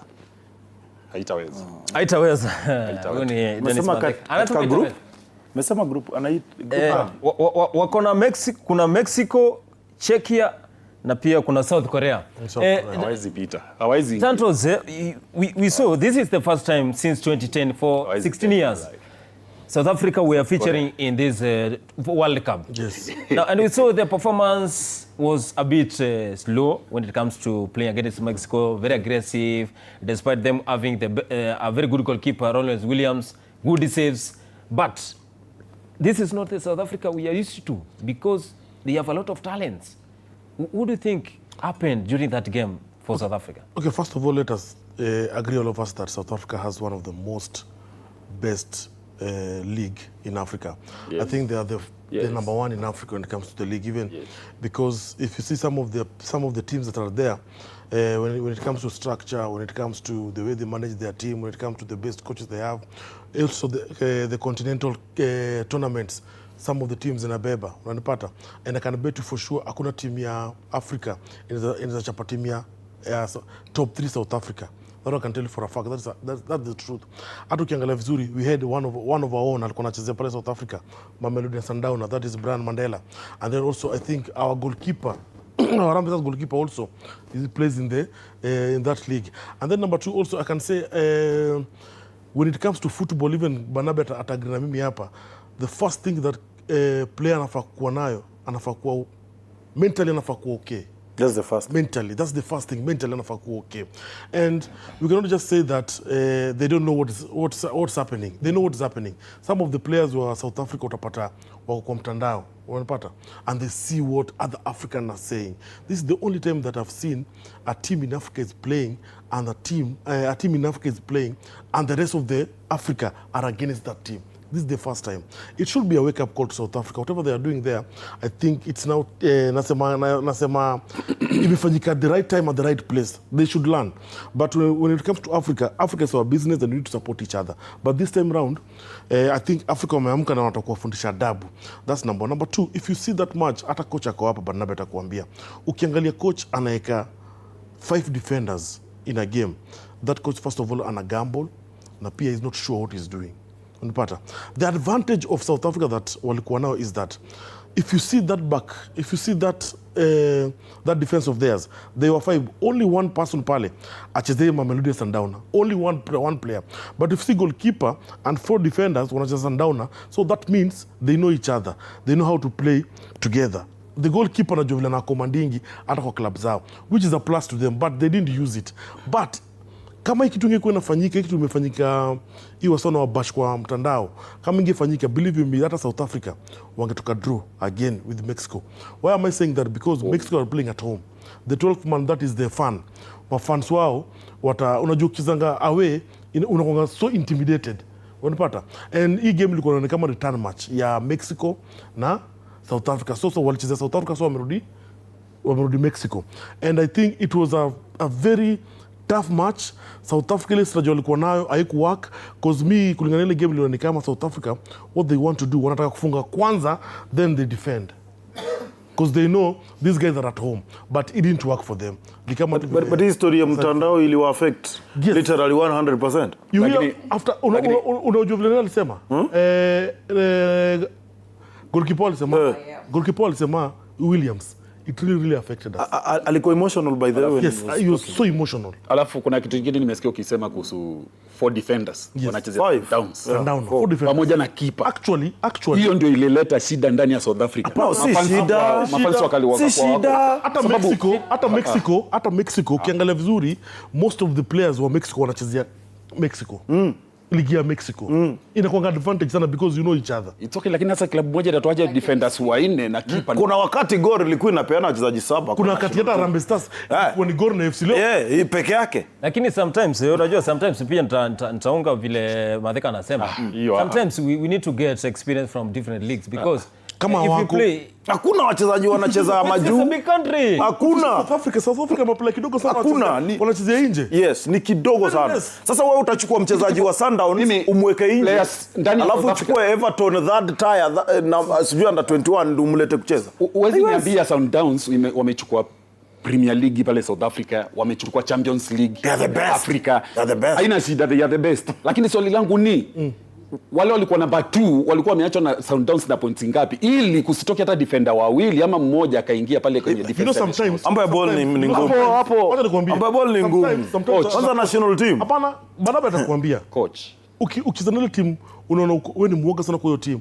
What is supposed to do unafaa kuweka because now when it comes to national team you have a few days to prepare.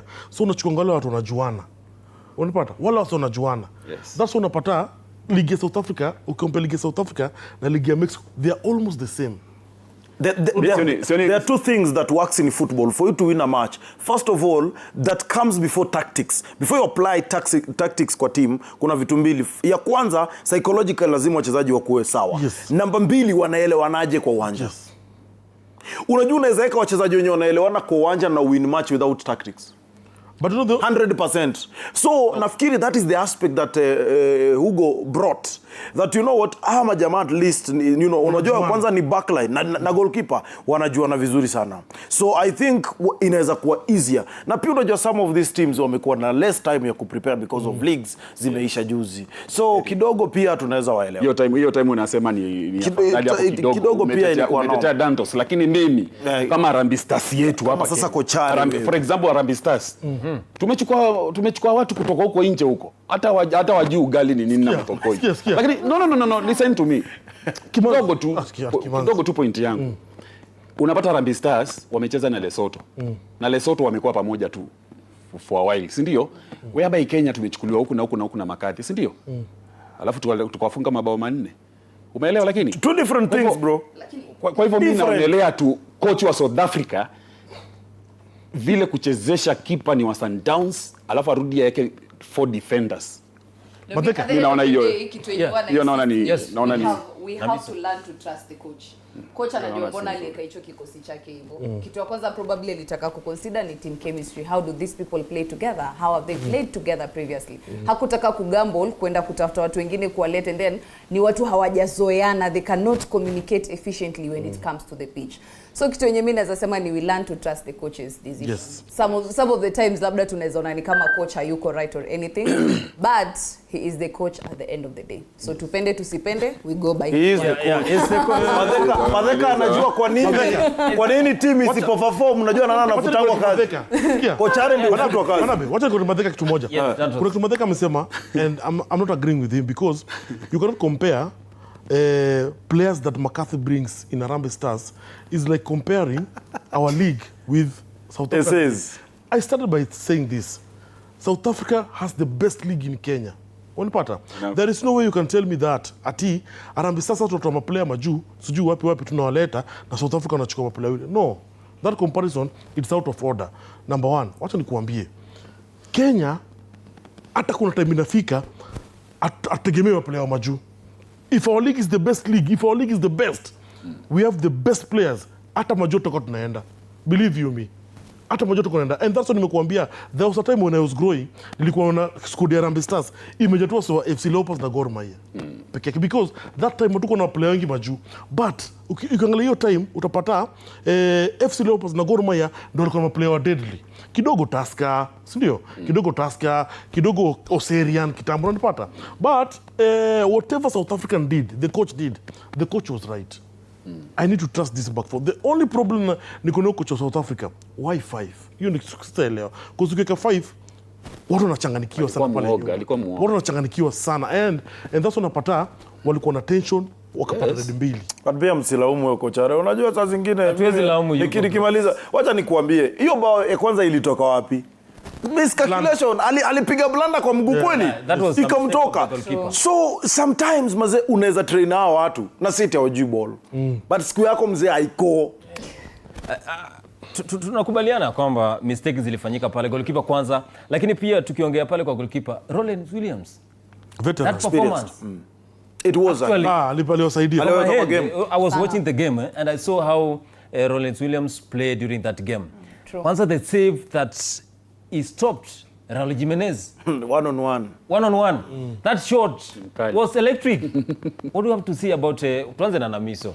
Roland Williams' performance against Mexico and denying Raul Jimenez that goal.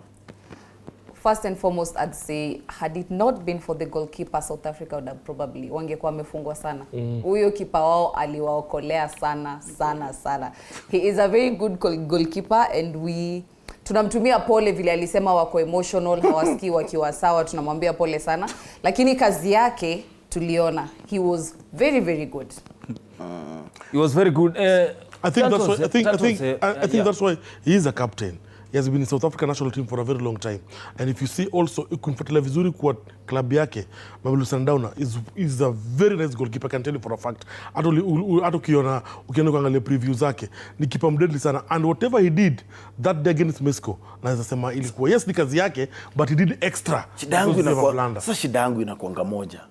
Kwa nini club zingine zinakuanga zimefungwa macho? Kama sasa tunaendelea kuhangaika kama Chelsea na Williams ako pale.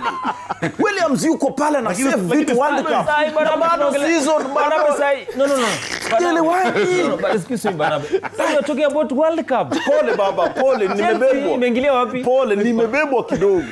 Nimebebwa kidogo nikikumbuka yule mtu ambaye yuko pale na zile vitu nani anasave pale. Yes. No, talk about now Rollins Williams' performance now. Honestly speaking, the experience that man has is enough vile kuwa anafanya zile vitu. Remember amekuwa of course Champions League, amechezea national team Bafana wakiwa kwenye AFCON. He's been there for a long time. Amefaced the greatest players like Mohamed Salah.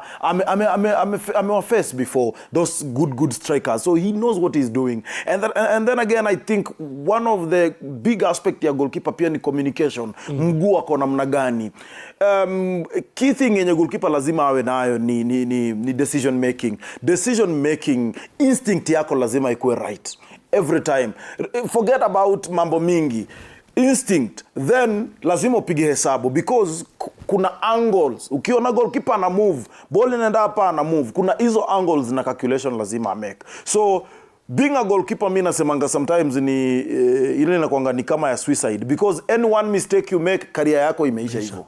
So being on top of the game for all this time, Kimanzi, I think is a blessing, and I think as Africa we are blessed. Na ndio maana nasema mbona bado ako Sundowns? What is he doing there? Mashabiki wa Chelsea sisi hatunakuja hapa kuwatetea mwenze. Should be in a World Cup winning team. Rollins Williams is the goalkeeper for South African national team. Of course, they performed very well, but they lost against Mexico, despite the Mexico having that home advantage of hosting 2026 FIFA World Cup. Dennis Madheka, Raul Jimenez, 2020, we saw he got an injury while he was playing for Wolverhampton Wanderers. And he has not played for World Cup. He has never been called for the national team. Then, after being denied that goal by Rollins Williams, he scored another fantastic header. What do you have to say about Raul Jimenez? Jimenez unamwongelea aje kwanza? Jimenez kusema kweli ni wale players wanakuanga tu hakujua mpira akiwa na miaka 10 kama kina Dantos yao na kina Banata. ule ni mtu alizaliwa ni akiwa na hiyo talanta yani. Kwani sababu mtu amekaa msimu karibu wote ako na injury nini alafu anafunga bao anafunga goalkeeper wa South Africa si kitu haikuwa kitu rahisi. Na Kongole in short Kongole kwa kipa wa South Africa sababu kama si yeye nafikiri wangekula 6. Anasema South Africa wangepigwa mabao mengi lakini hajabonga poa. South Africa wako na another match. It was the first match against Mexico, which is a top team, and of course they have that home advantage. And Santos, Raul Jimenez, despite the injury that he got in 2020 playing for Wolverhampton Wanderers, now he was called for the national team, and now he scored another fantastic header.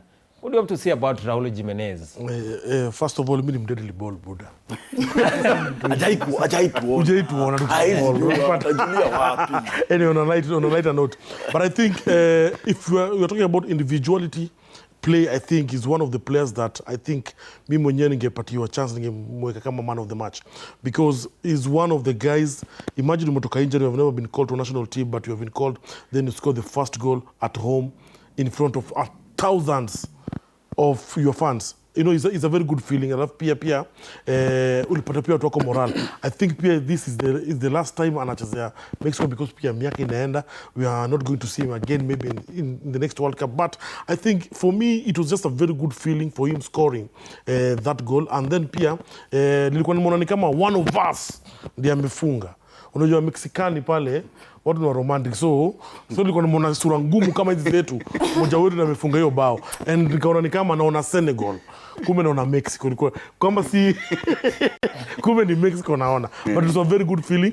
I think even aleta mafans wa Mexico walifurahi sana for such a player kufunga. Inapatanga pia watu moral kufunga. Alafu pia ukiangalia vizuri kuna Williamson alikuwa na mnyama bao mingi sana, and is a player mwenye wanafaa kumtumia sana because niliona anaweza shoot hata nje 18. And kama unaweza shoot nje 18 na mtenda ufunge, inamaanisha a very brilliant player.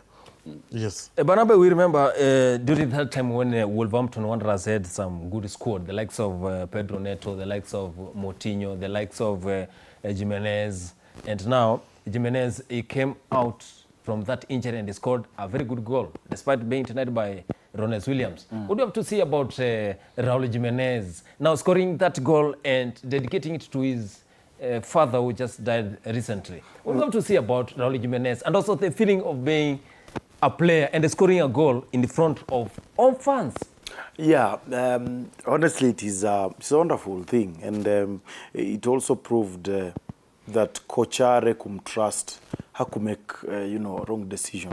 Because sometimes in every team, as a coach, I can tell you, I sit there. There are players, hata kiwa injured namna gani, lazima tu bembeleze, lazima adungwe dawa mpaka apone. There are players like that. Kama Neymar. Yeah, mzee lazima apigwe nini zile mama spray mpaka amke.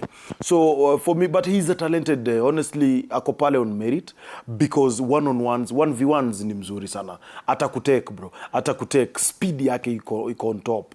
And I think also teammates are banking on him in terms of the encouragement, leadership, and all those aspects that he brings in the squad. So when you're having a legend, because he's already a legend in that national team, right. When you are having a legend around you as players, and as of course those coming up, the upcoming coming players, inakuwa ni raha na inakuwa ni kitu ingine deadly. So for me, I would also advise him, of course, because I know he's watching the show, I can also advise him, uko na pressure. Raul, uko na pressure sana kwa sababu country yako, being the host, honestly, kila mtu anamwangalia. Being that now you're one of those few players from Mexico wenye wamecheza the top league like EPL. Chicharito. Yeah, one of the few. Chicharito, when he was there also alikuwa under pressure because walikuwa na expect lazima afunge. You know, so jana amewaprove and it's a good feeling, I can tell you. Na Kochare najua amefurahi. Lakini wakuwa makini, sema that ni wa deadly sana. Wako na few individuals like Jimenez wenye wanawaka, but wengine kidogo wako average.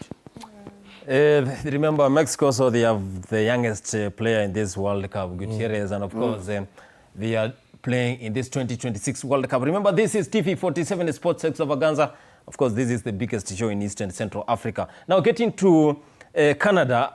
Yesterday, of course, Canada were held 1-1 draw by Bosnia and Herzegovina.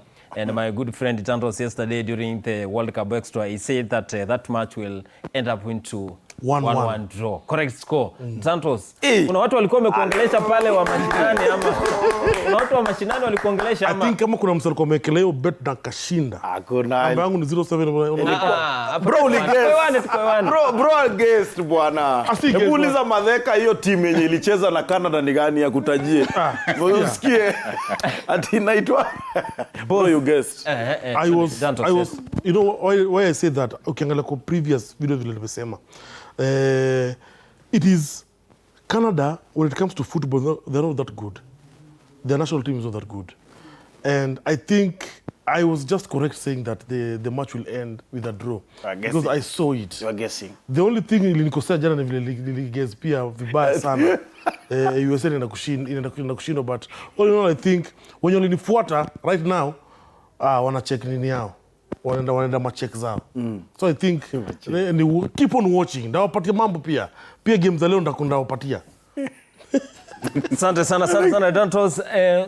Madheka, Bosnia, despite being away and playing against Canada, of course, a lot of people really underrated Bosnia.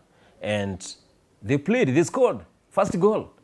Now, this Canada, of course, being at home, they came from behind and they equalized. And the game ended 1-1 draw. Jonasema, Bosnia, akina Edin Dzeko, wana uwezo pia wa kutamba pia waweze kuingia kwenye hatua inafuata ya kombe la dunia? Bosnia ni nchi nyingine ambayo ina players wazuri, ina wachezaji wabaya. Lakini kwangu mimi na ranking kila kitu nikiangalia na uzito walionao, wanatosha na nguvu tu na Canada.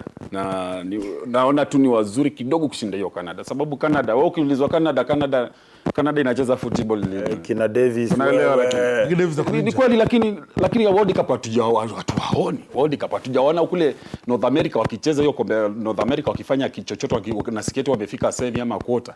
Kwa hivyo mimi naona Bosnia pale Europe, kutoka Europe, Bosnia wana wachezaji wazuri na ni wako ngangari. Kwa hivyo hata Canada wanashukuru Mwenyezi Mungu walipata hiyo bao moja. World Cup haina mchezo. Washukuru Mungu. Wako kwangu mimi hawako Canada. Mtu anasema ati USA itafika semis. Mtu si anatuseti sasa. Tulie tu hapo. Na Misri unajibu kuhusu Bosnia, Canada, Banabe pia. Remember, this is TV 47 Sports Extravaganza. Of course, here we are discussing more about World Cup. Remember, World Cup is currently underway in USA, Canada, and Mexico. And you know that this is the biggest tournament. And of course, the last dance for Ronaldo and Lionel Messi. We're taking for a short break, then we'll be back with more.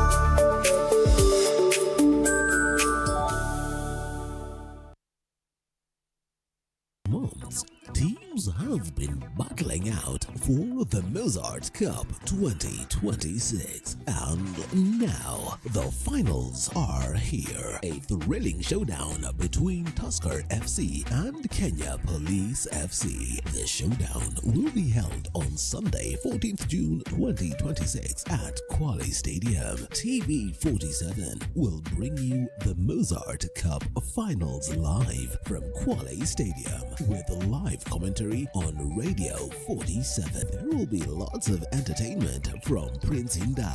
Don't miss the live action. Sunday, 14th June 2026. Msimu wa soka iko on na Von iko tayari kusisimua kila dakika. Ukiwa na Von unaleta games sebuleni kwako, kuanzia runinga safi za kisasa hadi speaker zenye sauti ya kusisimua. Shuhudia kila goli, kila save na kila shangwe kana kwamba uko uwanjani live.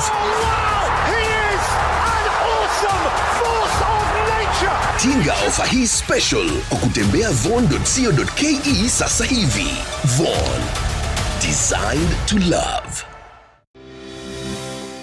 Did you know you deserve to earn royalties every time your artistic work is played or communicated to the public? Join Pavrisk, the duly authorized CMO mandated to collect and distribute royalties. To register and update your works, visit our website on www.pavrisk.or.ke. For assistance, call us or WhatsApp on 0781 721 721 or 0732 721 721 or visit www.pavrisk.or.ke. Pavrisk, revitalizing royalty management.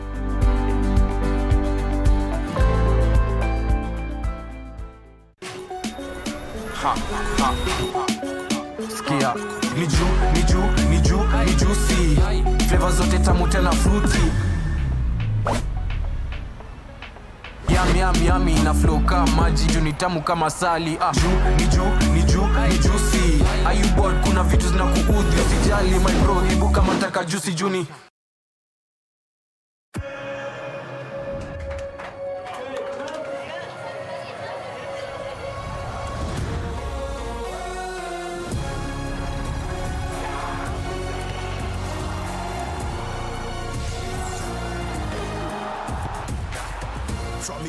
June to 19th July.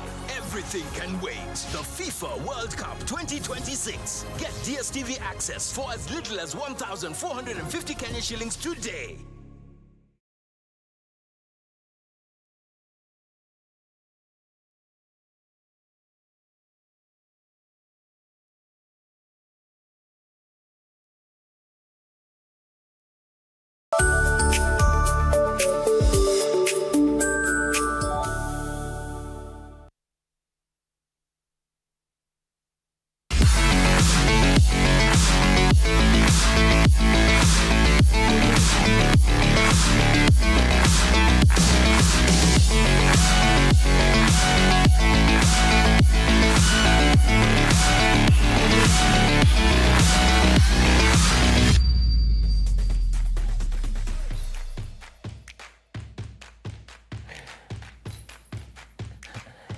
Welcome back. This is Sports Extravaganza from 4 p.m. to 7 p.m. We are here discussing more about what is happening in the world of sports.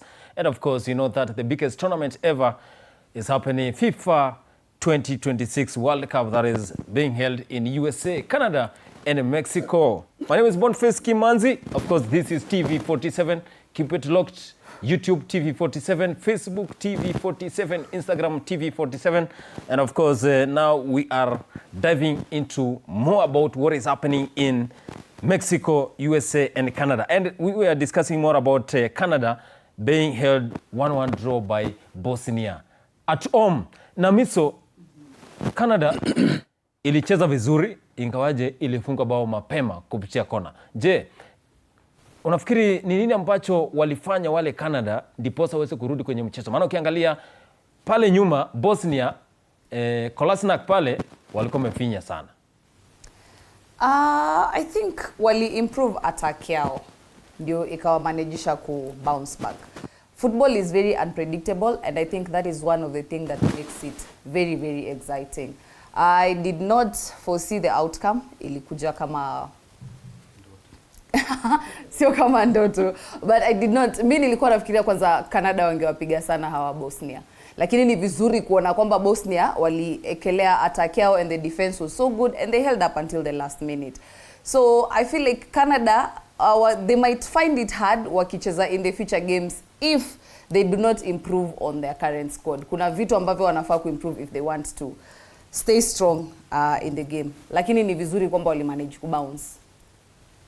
Yes, Canada walirudi na wakafunga bao moja peke yake ambayo ilisha 1-1 draw. Barnabe 1-1 draw Canada against Bosnia, underrated Bosnia. They were at the edge of winning and getting the 3 points against Austria team. What do you have to say about this? Is this a surprise? Are we going to have a surprise in these group stages? Well, I think, yeah, we will have a lot of surprises, and big names no longer exist. If you want to know that, you need to watch what happens in our leagues, even top leagues like PL. Big names are being humbled each day. And I think we are yet to see a lot. And again, you also need to understand that there are a lot of factors that contribute to losing or winning away or outside tactics.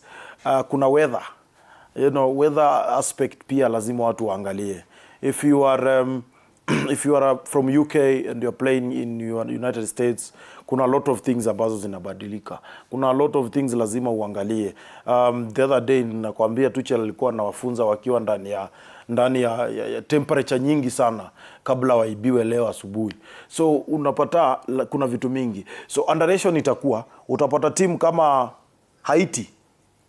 Timu kama Haiti unaona hawako fiti. But wapata tactically wamefanya a lot of homework than you, because they know they are facing a huge country. So wewe utaenda uone alafu kuna kitu kingine pia kwenye football sisi usema wakati unacheza na timu ambayo inakaa weak, wachezaji wao wanataka kuprove against their opponents. So wale wachezaji wanaojiita wadogo wanataka kuprove. Then pia wachezaji ambao wanatoka kwa hizi countries ndogo wanataka pia kuonekana. You know, this is a world platform ambapo inachezwa kama pia pre-season. So kuna makocha wengi sana pia wanatazama hizi country ndogo, sio zile kubwa, hizi ndogo. Mchezaji coach kwanza saa hii najua Xavi Alonso anatazama sana. Kwa hivyo anangoja kuangalia nani anaweza kupatikana, na haangalii huko Argentina ama wapi, ni kwa hawa vijana wadogo. So underration ya timu kubwa unapata wanakufunga ama mna draw kwa sababu tu kuna proving yenye ule kijana anataka kuonesha. There is no underdogs in this 2026 FIFA World Cup, and of course that is Canada, whereby they were held 1-1 draw by Bosnia. Now heading to United States of America, Mauricio Pochettino, first game, first tournament, he got an impressive win against a very tough side, Paraguay. Yeah. What do you have to see? Dantos, Mauricio Pochettino, USA, they thrashed Paraguay 4-1 at home in front of home fans, despite a lot of people saying that USA is no more about football. They are more of profit-oriented things. Now, what do you have to say about Mauricio Pochettino? As he introduced another strategy in this United States now, we saw their game, although it was played early in the morning. How do you have to say about that game? USA winning against Paraguay in front of home fans. First of all, Waswahili wanasemanga mchezo kwa utunzwa. So I think stop butchering Kiswahili bwana. Utunzwa. Sio utunzwa, natunzwa nini? Utuzwa. Hasani muulize. Mchezo kwao ni utuzwa, sio? Utuzwa sio utunzwa, unatunzwa nini? Oh, utuzwa. Unajua Kiswahili si mdomo changu. Anyway, I think that match it was a very interesting match. For me, I predicted that Paraguay is going to win that match, but I think what made USA win that much, I can say, first of all, they have a good team, they have a good squad. If you see some of their players, they play in EPL, and also some of them they play in their local league, like two of them, and that added advantage to them because of the weather also. When you are there, and the coach also, they have a good coach, a very experienced coach. We saw him we know what Pochettino can do. Na tumeona Kenya anafanya hivi when it comes to club na sahi ako national team. So I think also the 12th month that is the fans also walichangia hapo, and also we saw their opening ceremony was a very good opening ceremony. But I think any team that plays at home now, I've come to understand that any team that plays at home, kama ndio washinde inamaanisha mafans wako pale, it's 100% watashinda ama watatoka draw. Hata sisi leo hii Kenya kicheza na Brazil na tujaze pale Talanta Stadium maybe in future the kushoto za chapa Brazil, but all in all it was a very good entertaining match. And also the fourth goal, I think ilikuwa very nice goal. Tulikuwa na discuss mahali, and I think Kongole kwao hiyo naweza sema tu, even though sikuwa na wapigia mpato wanaweza shinda, but they surprised me. Hata mimi nilikuwa surprised. Paraguay mliniangusha, lakini we live to fight another day. You live to fight. We live to fight another day. That is Tantos Sibola giving his views about yesterday. That is today's game, whereby USA they won against Paraguay, despite that tough side they were facing. Madheka, USA, Mauricio Pochettino, first tournament, first win. And this is impressive in front of USA fans. Do you think it's Pochettino impact or USA are a serious opponent this time around? Tunaona hapa. Yes. Kweli there's no kweli. Watu walizoea klabu sana yani. Hawana historia ya watu wengi tu, mafansi wengi. Kenya hawajui historia ya World Cup. Sababu kitu ya kwanza niwezi niambia kitu kuhusu Paraguay versus USA. Honestly speaking. Sababu ya nini? US na Paraguay wamecheza mara 7, jana ilikuwa mara 8, na US imeshinda mara 4. Hawa jamaa wakashinda game 2 Paraguay na draw 1. Jana USA wamefikisha game ya 5, wamefunga Paraguay. Kwa hivyo USA ni wazuri sana, tena wako nyumbani, home ground, na mafansi wote wamebeba ni wao, umeelewa? Kwa hivyo haikuwa rahisi eti uje niambie eti Paraguay inaweza funga USA. Mimi kwangu ilitendeka venye ilikuwa itendeke tu. USA ni wakali kushinda Paraguay siku zote. Na wangechezea Paraguay. Hata wangeshinda hivyo. Paraguay yeye. Ni wakali. Madheka anasema ni wakali. Na Miso, Madheka tumemaliza. Na Miso, do you think this is an impact of Mauricio Pochettino, or USA they are now serious contenders of this 2026 FIFA World Cup? The USA hate aside, I think they have quite a strong team. alafu kuongezea pia wako na kocha ambaye ako experience na anajua kuhandle team yake. Jana najua watu wengi sana walikuwa hawataki USA win, and a lot of people didn't see like USA would win, but surprisingly they won with a very, very big margin. That shows that the team was actually on point. They have the talent. The structure was also very, very good. Hawakupea Paraguay chance ya kuwachezea na walikuwa home ground pia, kwa hivyo ikawapea psych. So I think all factors considered, the team is very good, and to top it up, they have an excellent coach, alafu tena anacheza home. So definitely I see them shining. Labda hawatafika mbali, lakini opening group stages naona ni kama watasonga hata kama watapigiwa mbele. Barnambe, USA winning against Paraguay, Mauricio Pochettino impact in that squad. Of course, we have to talk about Mauricio Pochettino because he's an experienced coach while he was coaching for Chelsea, for Tottenham Hotspur, and now coaching the United States of America. What do you have to say about today's game, USA win against Paraguay? But what do people get to understand that a club coach is different from a national team coach. Ni vitu mbili different.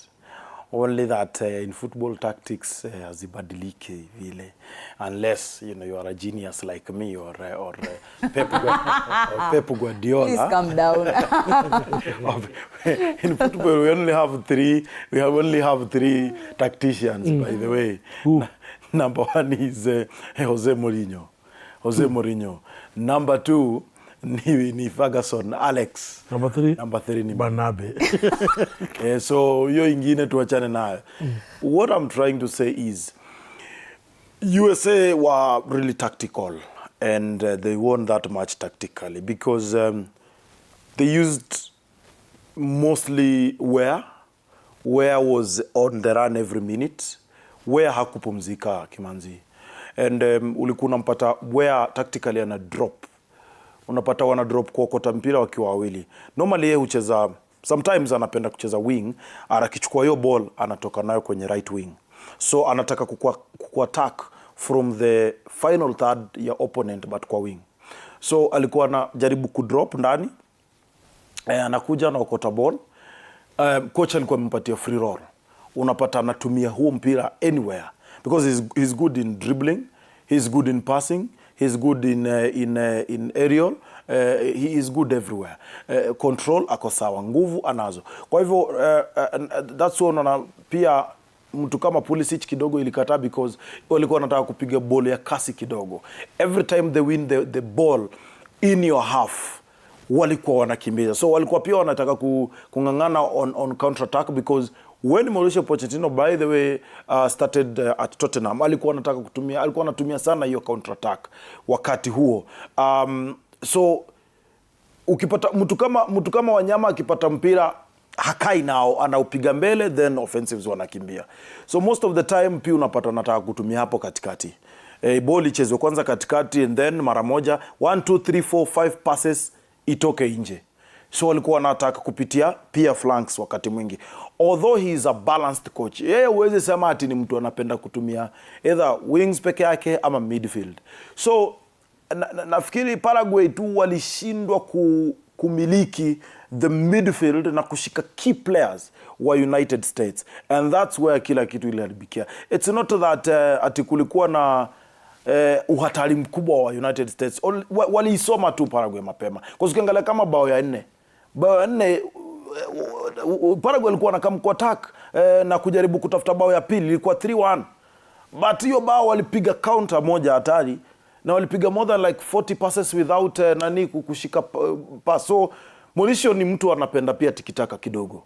Yeye anapenda guzeni ball itoke hapa ikuje huku, tuzunguke mpira, tuzunguke uwanja bas. Na ukiangalia hapo no player, nafikiri ni moja ama wawili, aliguza ball mara 3. Sana ni 2 passes, 2 touches peana, 1 touch peana. And that's a good tactic when you have good players like USA. Yes, USA winning against Paraguay. Of course, Folarin Balogun, of course, forward, who plays for AS Monaco, scoring 2 goals in front of home fans. Remember, this is SportsExtravaganza, and we're having this top discussion here because 2026 FIFA World Cup is currently underway in USA, Canada, and Mexico. Dantos, My director, I know you have the absent for Christian Pulisic. If you have them, please, we can have them as we carry on the discussion. That was Balogun, forward, who plays for Monaco. He scored 2 goals.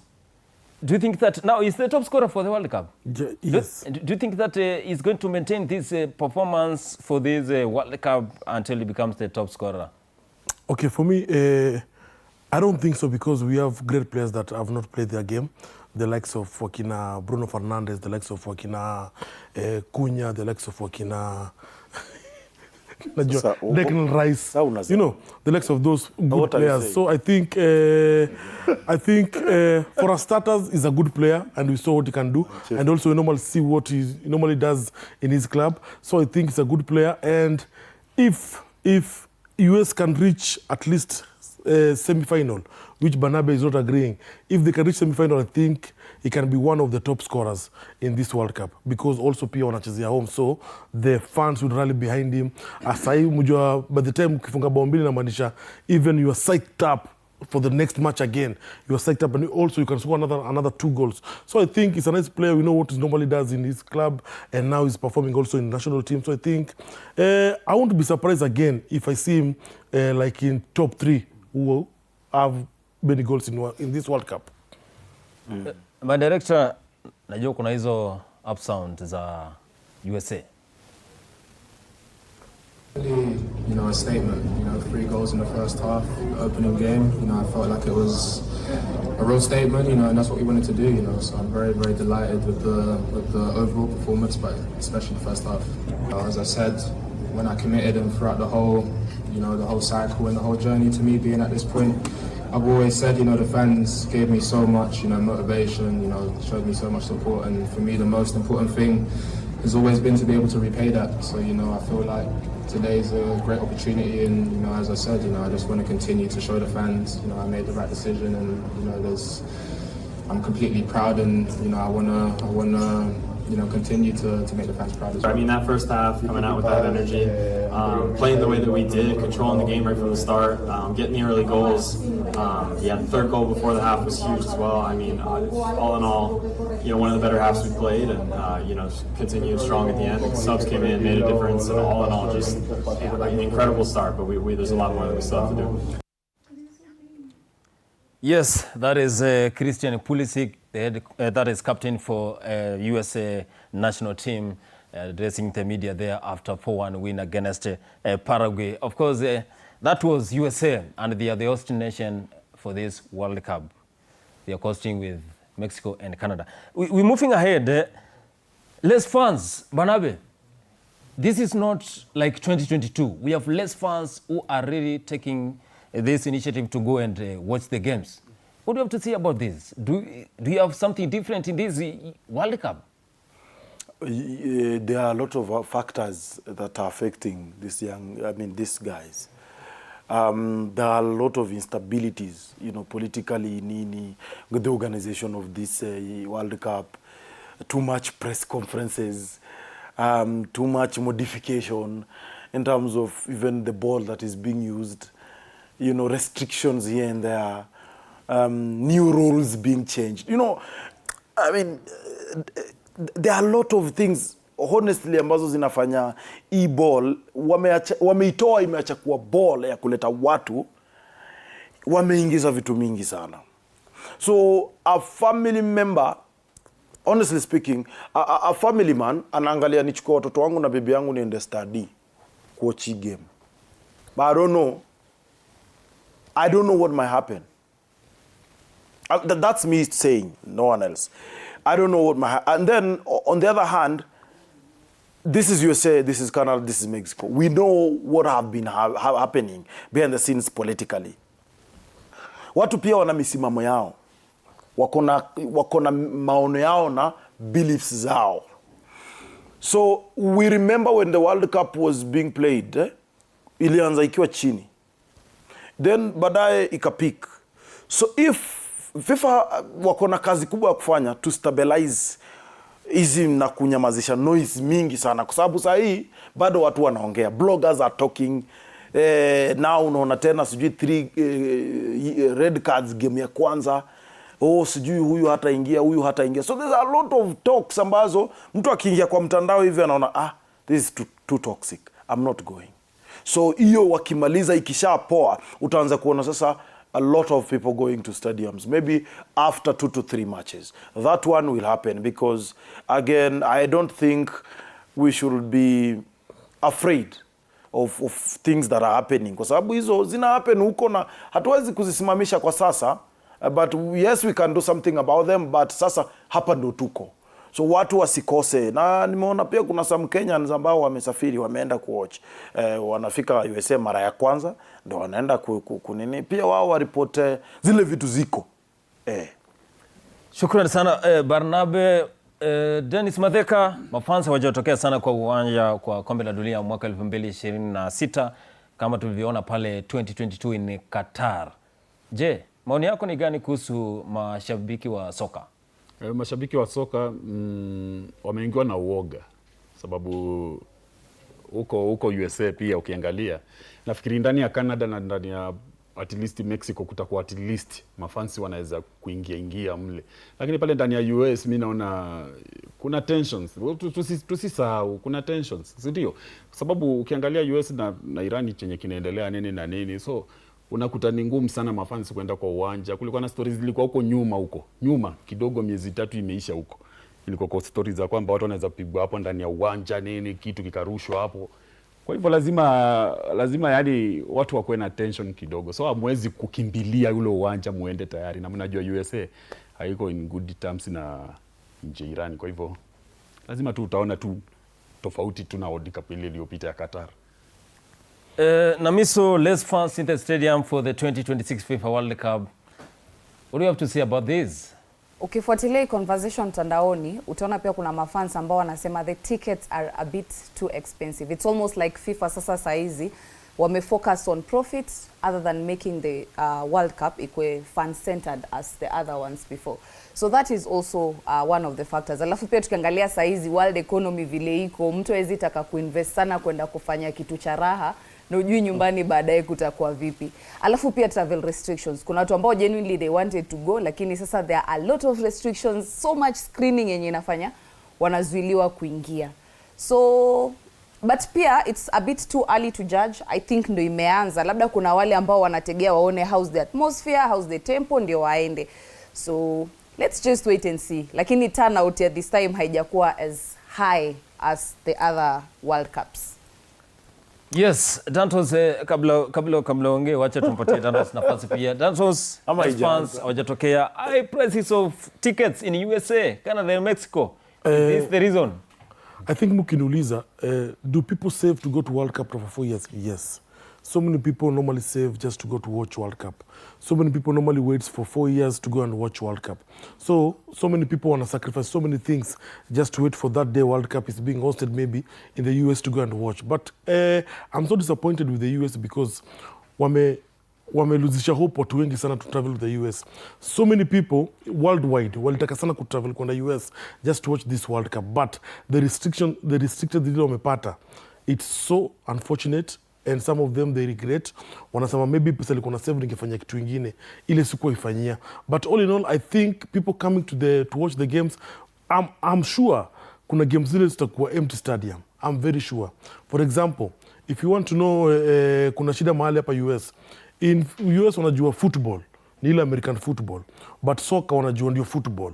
So inamaanisha tuko tofauti sana nao. And nilikuwa naona kwa mtandao somewhere in Texas wasona ulizwa kama wanajua kama World Cup iko, wajua hata World Cup iko country yao. So that shows you, that tells you a lot. But I think whatever the US government is doing, I think vilisema tu earlier wangelegeza kamba so that people can enjoy this World Cup, because World Cup inakam after 4 years, to another World Cup. So I think it's so unfortunate for football fans in the world. Most of them, when you're to travel to World Cup, they will not be traveling. Maybe most of them say you want to travel maybe in Canada ama in Mexico. Na pia Canada pia kuna restrictions zile wameweka. Mexico the same, but I think if I compare it with the last World Cup which happened in Qatar, they were so easy. Even ilifika mahali wakasema you don't have to have a visa to come to Qatar. As long as you have a ticket and you have a hotel where you can stay or where you can sleep, that's okay, you can just come. And then the organization itself, Qatar, it was an amazing organization because utapata mali field iko is a bit far, but they had train. Hiyo train ukishuka hivi kuna basi inakungojea hapo inakupeleka mpaka kwa field free of charge. Hizo ni vitu hatuwezi ona zinafanyika US. Yesterday tukiopa na Kaulena alituambia a friend of his ako huko hivyo, na kuambia hata kuchukua tu taxi kutoka hapa Cape Media mpaka AR pale ni pesa mob sana. So I think things zimekuwa so expensive huko zile hata people are not enjoying this football this time round, and I think we might have the worst turnout in football hapa US. Yes, this is Danto Sibola, Dennis Madheka, Nafuna Namiso, and Michael Banabe here. We are live on TV 47 SportsExtravaganza. Remember that you can be part of this conversation. You just need to send your WhatsApp clip via the number which my director is going to give you on your screens. And also you can keep it locked, TV 47 YouTube, TV 47 Instagram, alafu TV 47 pale X. Sasa tunaingia pale kwa FIFA. I know my director, you have the question of the day. There is the question of the day that I had shared with you.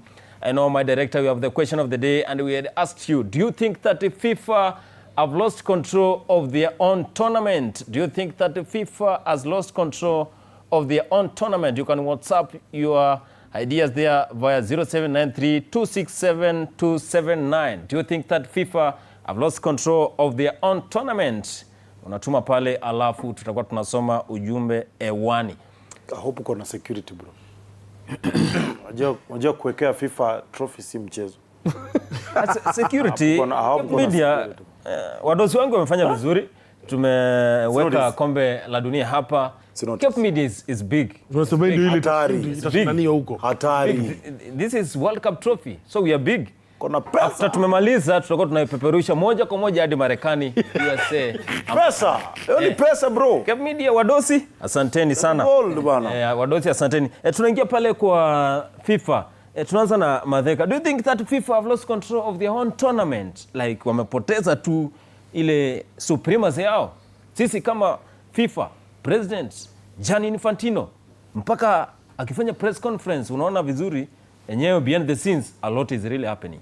Unajua kitu cha kwanza hata hiyo World Cup hata yani ni Mungu tu imefanyika kule. US wamekubali tu. Sababu huko mwaka ukianza hii mwaka ikianza 2026 ilikuwa hata kuna fununu kwamba iweza isichezwe huko.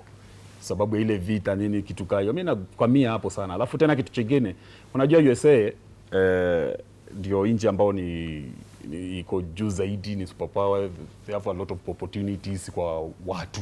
So kama mimi Dennis nikienda USA leo nimesimamiwa na Cape Verde. Sasa sijui kama Rudi. Umeelewa, lakini so kuna hiyo unakuta ni USA wameka lini mambo mengi. Sasa bro wezi pelekwa sana. Na Danto si tuende huko US. Hakuna kurudi kimanzi. Kwa hivyo tunajificha. Yes. Imeisha World Cup na tupate ndege tukarudi kwetu Kenya huko Afrika bana. Unakuta mimi nimeishi sasa inabidi niendelee kuishi huko. So kwa hivyo lazima wakuwe strict zaidi sababu kila mwaka wao wenyewe wana green card, watu wanaingia nazo huko watu wengi zaidi, halafu tena tensions. Kwa hivyo definitely naona FIFA nguvu zao zimeisha. Barnabe, FIFA zimeisha. Wamepoteza nguvu ya kuhost World Cup. Yani maana kucontrol vitu kama referee, control kama visa, vitu kama zile kushirikiana na serikali ambayo iko kwa mamlaka kama ni USA, Canada ama Mexico. Unajua pia wao as much as countries who bid kuhost hizi tournament, lazima pia FIFA washirikiane nao na wawaelewe na waelewane. Unajua hii si kitu ambao unapeleka kifua.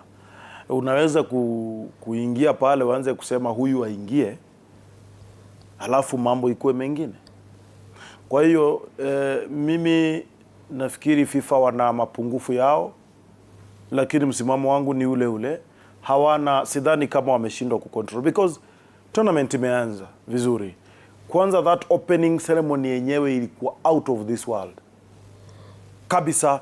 Kudos to Shakira, our own Buna boy. I think it was a well planned tournament. Pole sana kwa kuna mwese alianguka akiwa ameshikilia flag. Some of the things you can't avoid, but wale watu wako in charge, na umeona hata wao pia vile vile hata Kenya wameingilia, wamejaribu kusort mambo hapa na pale, despite the fact that kuna kitu inaendelea huko. At the same time kuna delegates tuna expect hapa ndani ya Kenya, na bado unaona wako kule wana host, so it's not easy. Na pia kuna a lot of things ambazo lazima wasimamie, kwa sababu as much as Africa tuko na hizo tournaments zetu, pia wao lazima waangalie hizo maneno. So na nafikiri hakuna kitu haikosi, especially when you have different countries hosting. Ndugu yangu, sio mchezo. Kukua at least na moja ni sawa. Wacha uone vile CAF mambo itakuwa mingi wakati sasa sisi tuna host the 3 countries. Ikiwa Morocco hakukuwa na mambo mingi, but when it comes to lazima wengine wakue Uganda, wengine wakue Tanzania, wengine wakue Tanzania, kuna a lot of things. Why is it that tunasikia tu ni USA, si Canada na sio Mexico? Na unajua Mexico pia wako pia na mambo yao, lakini USA tunajua definitely wako na masheria, so hatuwezi kuwalaumu, na nafikiri wamejaribu kumanage situation vile inahitajika. Yes, this is a sports extravaganza. And of course, I remember that we had a direct conversation with one of my friends saying that USA will always be tough even if they are hosting which tournament. But we're hoping that this 2026 FIFA World Cup is going to be successful, because fans across the world are really following this big tournament. I have my good friend Suleiman Mwiru, who is live in Germany, born Germany. Suleiman Mwiru, give us the latest when it comes to the 2026 FIFA World Cup. And how is Germany? It's a mixed picture, because there is always something happening prior to the World Cup. If you remember well, in 2014 in Brazil, people were demonstrating against the spending on the stadiums rather than the infrastructure and healthcare. 4 years later in Russia, there was also a hot topic. There was a tension between Russia and Ukraine by the time, and over Crimea. So that was also something heading to the World Cup. People were discussing a lot. And in Qatar, if you remember well, you know, there was a report of the death of the people who were, involved in building the stadiums, and also the LGBTQ issue. So there is always something before the World Cup starts. And at the moment, we are seeing that one of the co-hosts is at war with one of the countries that is competing in this tournament. So it is always something happening prior to the World Cup. And this doesn't mean that, the tournament is not really good. And, a couple of days ago, we heard from the FIFA president, Gianni Infantino. He was saying that you guys have to chill and relax. And somebody asked him, how are we going to chill and relax while we are seeing a lot of travel bans, restrictions? And one of the top referees was returned home. And he said they're working from behind the scenes. And yeah, it's just a lot of things that are happening at the moment. But always when the tournament starts, people usually shift their focus to the football games. And that's what gives people a room to breathe in and breathe out. And yeah, so I hope things will be okay. But again, we have had a lot heading to this World Cup. That's true for sure. Thank you so much, Suleiman Mwiru, getting these live updates from him, live from Germany. And of course, this is after we had FIFA having a lot of issues when it comes to even making sure that our very own Omar Atan from Somalia is getting that entrance to USA. Namiso, FIFA, nafikiri kwamba imepoteza ile supremacy yao kama organization ya kuweza kumake sure wamefanya kile kitu kuhakikisha kombe la dunia limefanyika vizuri.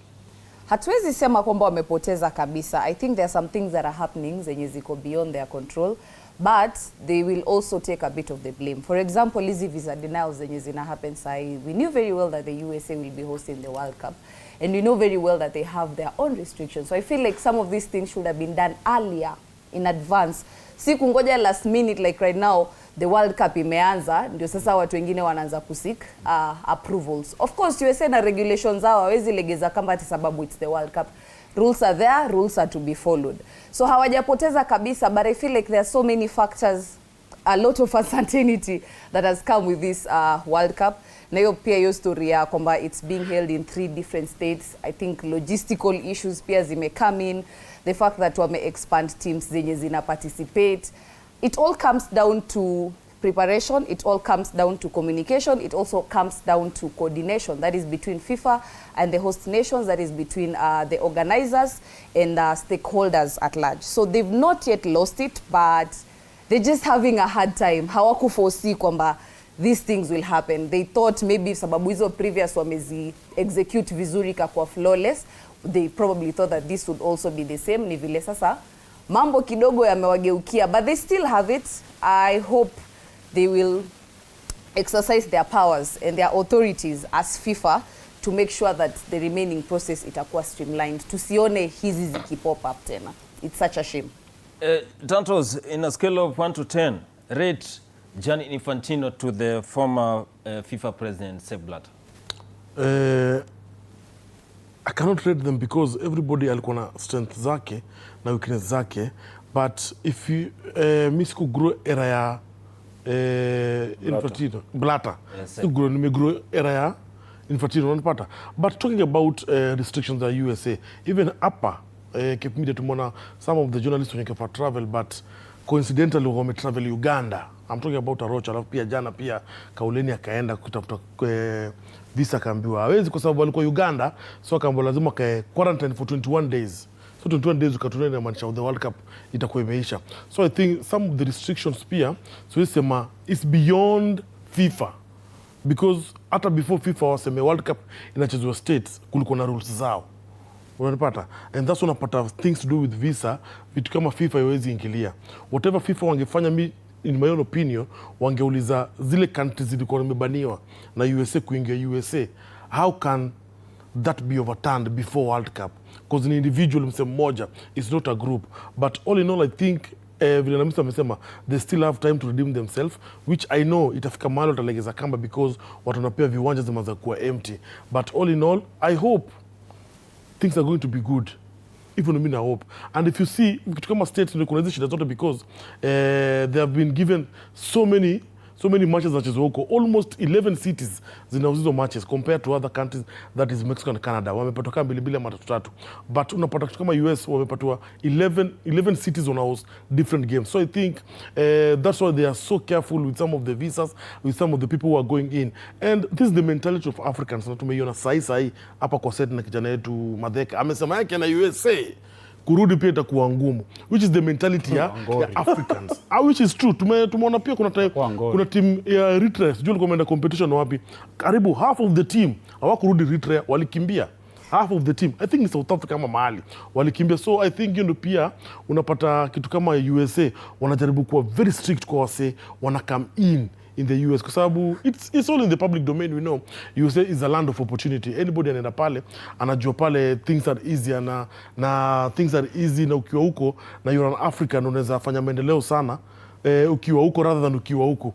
So I think vile tuko nimesema mbeleni, a country cannot bend its rules just to favor a certain individual.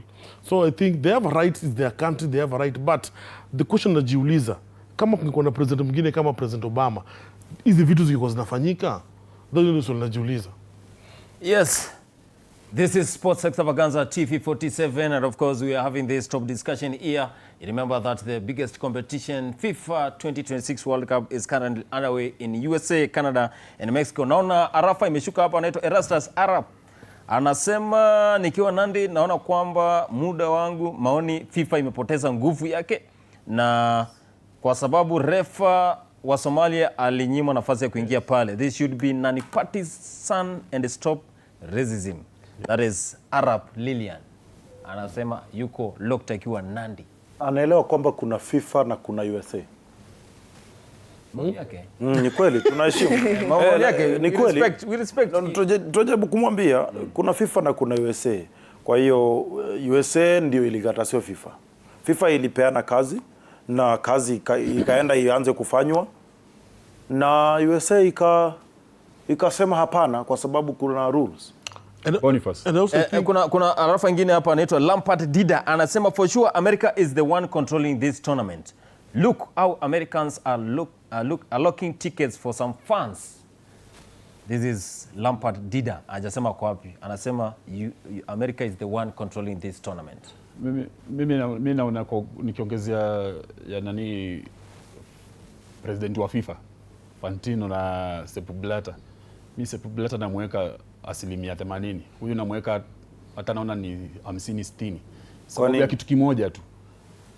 Yeye kama president wa FIFA na anajua wakija wakitangaza US, Mexico na Canada waandae kile kikombe cha ulimwengu, si ndio? Hakukuwa na tension zozote kati ya US na Iran. Kwa hivyo ule president Fantino alikuwa na nafasi nzuri sana ya kutafuta wale wengine walishindwa na USA na Mexico na Canada. Umeelewa? Akafanya replacement kwa haraka sana kama president wa FIFA. Sababu FIFA football na mambo na sheria za nchi ni vitu mbili tofauti. Nchi ikiwa na tensions toa, ingekuwa ni Sepp Blatter nafikiri hata ingekuwa hiyo story hakuna siku ya leo nafikiri. But I think ukiangalia vizuri FIFA and politics awapelekanangi. If for example hapa Kenya we are hosting CAF next year, isn't it? Na next year a time like this politics goes zimeshika sana. Yes. And that's unapata they cannot postpone it because I wanna believe you cannot compare politics and football. Yeah. Even wanna believe. Ni mfanye yenu na sisi tufanye yetu. Yeah. But again, you know, angalia kwa mfano, if at all anything happens kwa hizi tournaments, hii tournament ya World Cup, FIFA ndio itakamii na ichukue hatua dhidi ya USA. The same way walitutumia warnings during CHAN. Yes. Katuambia hiyo kuvunja protocol itakuwa ngumu. So it is now when that happened. Do you remember what happened at Nyayo na Kasarani? The government deployed more soldiers. Yes. Wakati kulikuwa tunaruka fence, tunakataa kulipa nini, wakasema nao itakuwa noma. So if at all lazima tuelewe pia kidogo wa Marekani wanajaribu kufanya nini, kwa sababu the more wakilegeza hivi mambo iharibike tena itakuwa something else.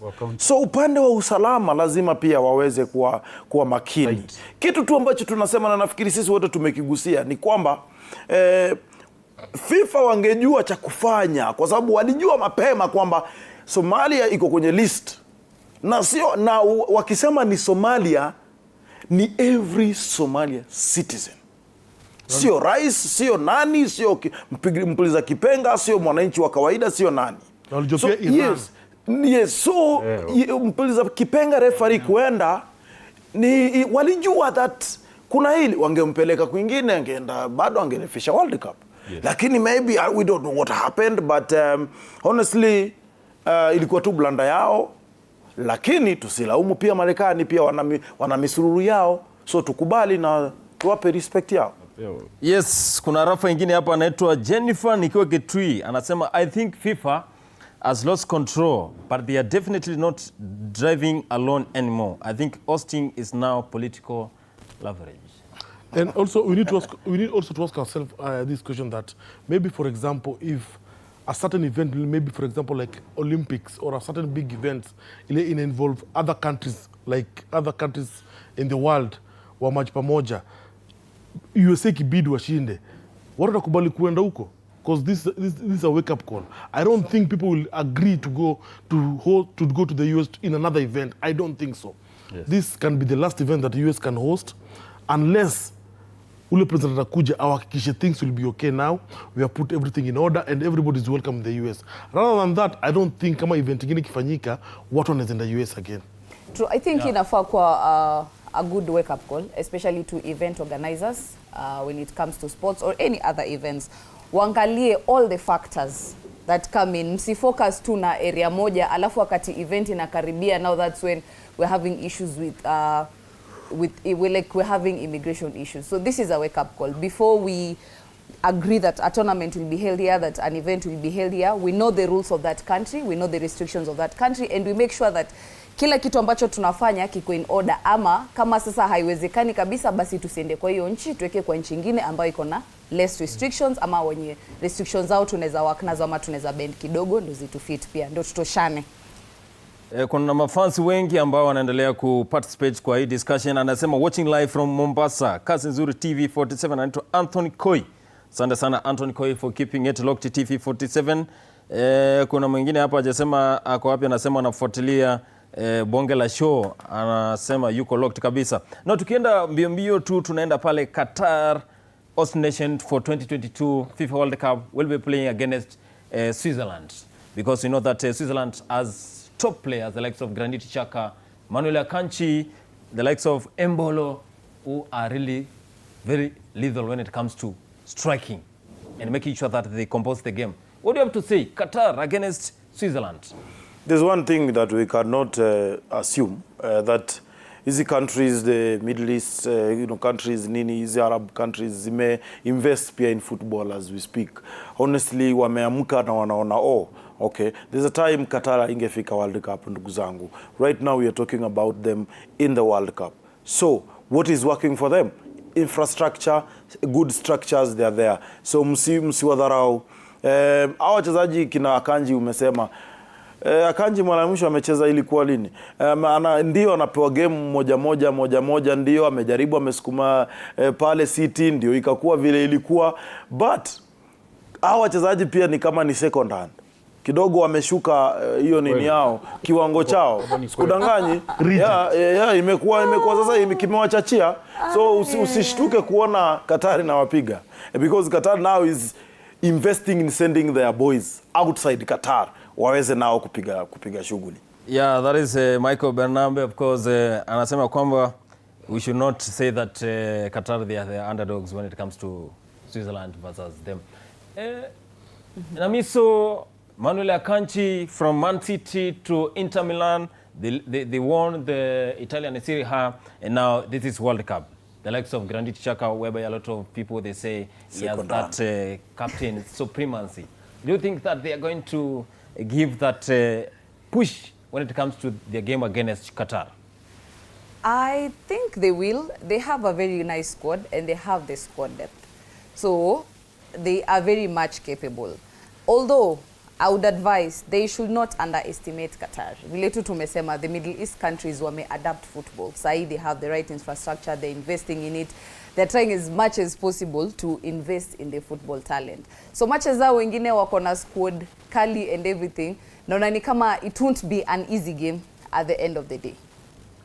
It would be easy game. Madheka, shortly, Qatar versus Switzerland. Moniako? Switzerland. Wana wachezaji wazuri sana. Lakini wale wachezaji ni wazee kwa sababu vile Banabi ametangulia kusema. Na ukiangalia Qatar ukiangalia kuna klabu kama mbili hapo Qatar ambazo zinashiriki katika Champions League ya Asia ambazo zinaenda mpaka hata semi, quarter, na ni youngsters, upcomings. Mimi naona kwa matarajio yangu naona Switzerland wakaze kamba zaidi, sababu itakuwa rahisi sana Qatar kukubali hiyo game wapoteze. Kabla usonge, sijui mbona mnaona uzeni kama ni kitu kibaya. Mimi nikiangalia uzeni naona ni kama they're bringing more experience. They are more exposed. Sasa sijui mbona nyinyi mnaongelea uzeni kama ni uzee wa miaka 30, wale wachezaji wengi wana miaka 30. That was maoni yako. Okay, for me I think it will be a very interesting match because ukiangalia Qatar is one of the teams that ukiangalia vizuri they don't have most of their players maybe they are not born in Qatar. Yes. Ukiangalia vizuri. Alafu Switzerland wako na advantage because ni wazoefu when it comes to football, such tournaments, such big tournaments. But I think vile wanasemanga mpira udunda. So I think Qatar, I don't think Qatar kama wanaweza funga Switzerland. The best they can do is draw, but I think this time round Switzerland watachapa Qatar. Ili mteremko. But kuna swali ameuliza na mkaignore. Okay, unaweza energy na experience. I think that's what nimesema. Ameuliza swali nzuri sana. Qatar wataka mna energy. Wazee mifupa imekaza. Wachana mifupa. No. Me by the way, ameuliza swali mzuri sana. Ameuliza energy experience. Mimi hata ukiwa 35, 36, 37 years, but you can play football. Bas. advantage is that you bring experience. Exactly. What is experience? Experience is umecheza mpira kwa miaka mingi. Kama wewe ni mzee, una retire, lakini ukiona bado unaitwa inamaanisha there is something that you can give to the team. And that's why unapata mtu kama Cristiano sahi ako 41 but anaweza cheza ball mpaka sahi. Why? Because Cristiano peke yake hata kama atacheza 90 minutes. But for example, I just want you guys to picture this. Portugal inacheza. Then Portugal wako kitu kama 1-0 down. Then a player mwenye ajayo na Cristiano nini anaona Cristiano anawampale kwa touchline. Do you think ataingiza baridi? Ule ni Cristiano. Wewe uko na experience like unachoka, umechoka. Tayari ushachoka bro, utakimbizwa hapo utajua ujui. Football ukisema experience pia inaenda na age. So age is not a bad thing. Age inaleta experience na inamaanisha wale watu pale they learn from you. Na unaleta a lot of experience. Kwa club unaweza pata your age really matters, but when it comes to nationality the age haimati. That's unapata a person of 41 years bado sasa ako World Cup. Mtu kama Messi ni mtu anaangaliwa na wase wengi sana hii World Cup because that's Messi. Bado ako ile, hata kama ile nguvu yake ya kitambo, bado ako ile jina, na ile jina pia inaweza intimidate watu. So when it comes to age is just a number when it comes to football. So anybody anakuambia ati uzee nini hapana. Uzee siwalete basi kina Rivaldo acheze hiyo Brazil kama mnasema siwalete Ronaldinho basi acheze. Sasa nisema waliretire katoka. If you feel wewe ni mzee. So wewe ni mzee una warm bench pale alafu unasema experience gani? Uko bench kwa club. Umekuwa kwa bench kwa club. Sababu ya nini? Sababu kina Shaka bana, what do you mean? Hata Shaka alifukuzwa Arsenal. Alifukuzwa, hapo anajua ball. Acha Qatar venye itawapiga ndo watajua. You know they say experience ngapi? Uzeni miaka ngapi? Uzee ni ukue wewe unachoka kwa watu. Uzee kwa football. Unaweza kwa 28 years but mtu ako 35 ana perform kushinda. Exactly. Mtu ako fit. Wewe ni coach unajua. So yes ni kweli, lakini unajua kuna kitu una lack. Hiyo migoti yako. Hiyo mifupa mmekataa migoti. Nimuulize swali. Unaweza kwa 28 years bado lakini mtu 35 years mtu 35 anakoka bench. Inafanyika na imefanyika. So ni experience ama ni uzee ni kuchoka? Experience. Na pia what you can bring to the team. Haya. Yes, this experience is the best teacher. Of course, this is TV47 Sports Extravaganza. We are having this discussion here. And of course, we know that a lot is happening when it comes to 2026 FIFA World Cup that is being held in USA, Canada, and Mexico. Morocco, big test against Samba Boys. Banabe, Morocco watakuwa wanapatana dhidi ya Brazil. Maoni yako? Bwana, it's a good match, only that bwana imewekwa masaa ingine mbaya. Saa 7 usiku. Masaa ya wachawi. Hiyo game ni ya leo lakini ni ya kesho. Ni ya leo lakini inachezwa kesho.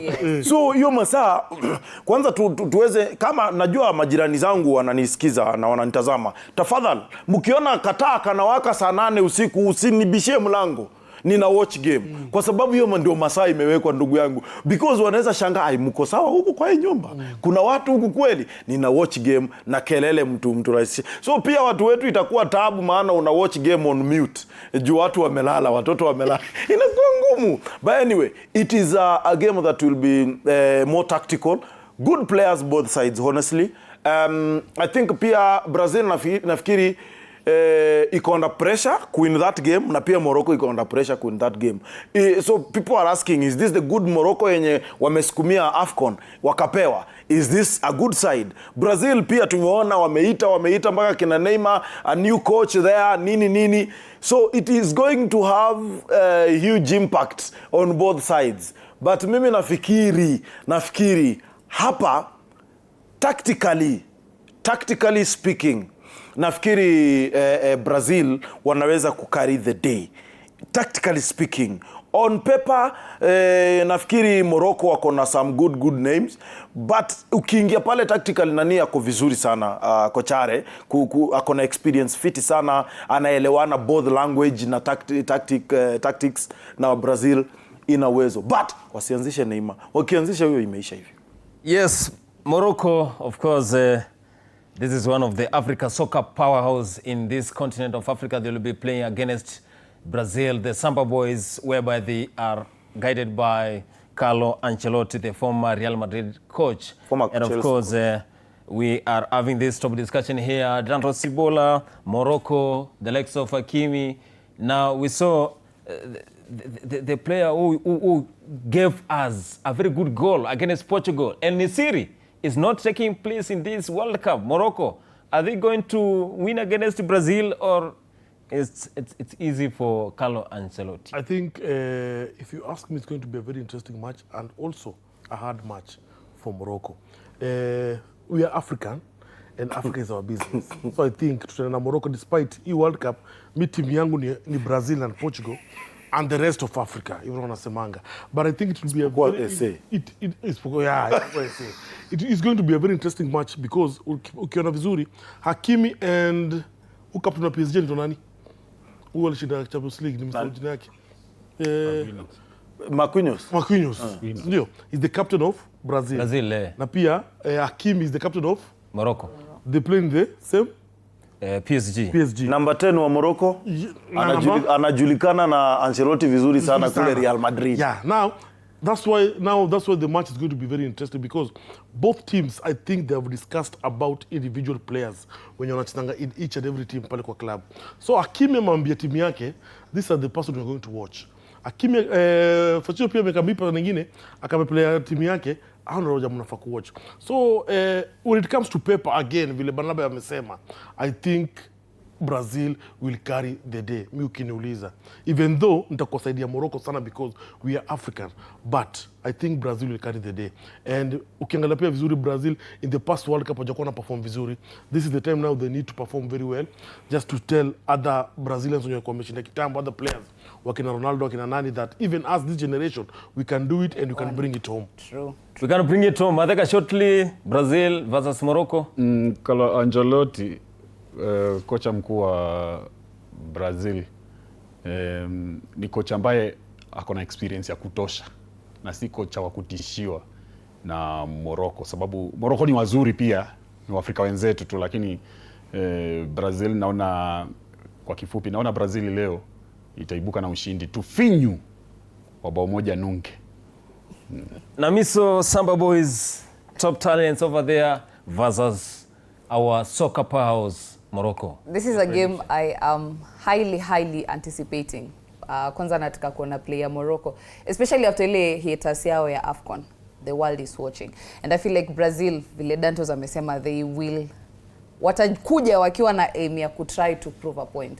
So these are very good, powerful teams together. Ni watu teams ziko sawa, the talent is there, and kitu yenye determine labda ni watu wenye watakuja na tactics kali. Hiyo ndio ita set apart. As I always say, football kitu yenyewe inanifanya nafurahia sana mpira ni kwamba it is very unpredictable. So let's see, may the best team win. Of course, we are Africa. Africa is our business, but we're watching Brazil.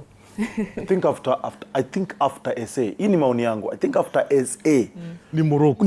After SA, hivi hata wendi sana ni Morocco because of many reasons. One of them being the AFCON. Alafu people have forgotten about Morocco because of South Africa. Yeah. South Africa ni kama imekuja imefunikia. Yeah, imekuja tena ikafunika. Morocco. So unaona ma SA msitulaumu majamaa. Though tunawapenda nyinyi ndugu zetu pia. Okay, this is top discussion. Of course, this is SportsExtravaganza TV 47, and of course we are having this top discussion. Currently we are having FIFA 2026 World Cup that is taking place in USA, Canada, and Mexico. Remember that African countries, the likes of Senegal, Morocco, Ghana, they are really making sure that they are going to impact on this world global stage that is FIFA 2026 World Cup. We are getting to a short break. Let's go for a short break, then we'll be back with more when it comes to the likes of Mozart Cup final tomorrow. Tusker versus the biggest one. They say the biggest one, Kenya Police.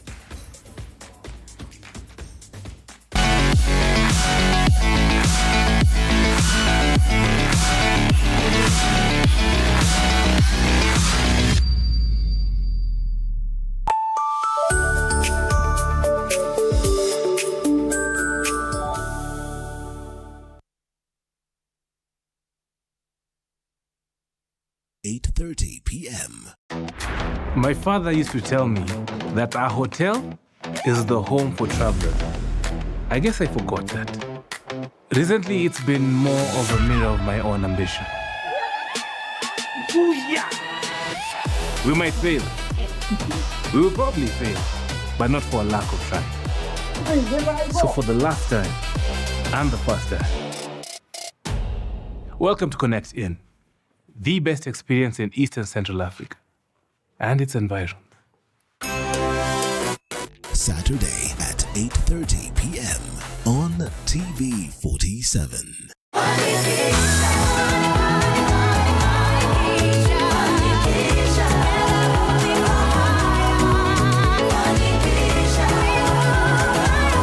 Start your Funny Kisha journey with Equity today. For months, teams have been battling out for the Mozart Cup 2026, and now the finals are here. A thrilling showdown between Tusker FC and Kenya Police FC. The showdown will be held on Sunday, 14th June 2026 at Kwale Stadium. TV 47 will bring you the Mozart Cup finals live from Kwale Stadium with live commentary on Radio 47. There will be lots of entertainment from Prince Inda. Don't miss the live action. Sunday, 14th June 2026.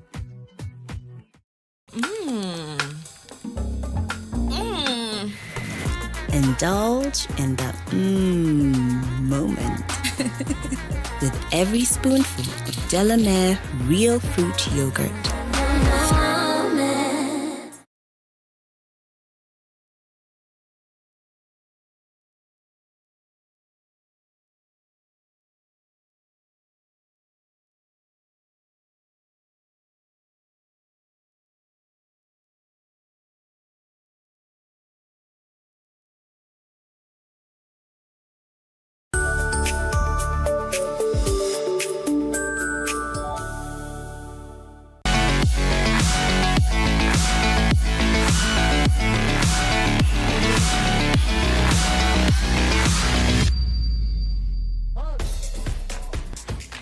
Welcome back. This is SportsExtravaganza, your number one TV show that happens here on TV 47 every Saturday from 4 p.m. to 7 p.m. Remember that you can be part of this discussion, and we are asking you, do you think that FIFA have lost control of their own tournament?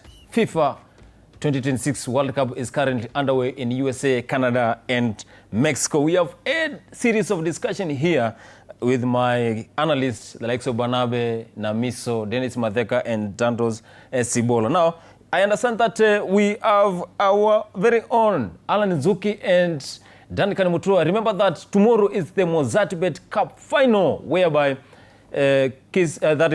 Tusker will be playing against Kenya Police in the final, and of course KCB will also be playing versus Bandari in the third playoff. Now, tomorrow, Kenya Police against Tusker. Who is going to emerge victorious? Alan Nzuki, tell us what is latest in Kwale County. Wanasemaje wale akina dada wa pale Mombasani?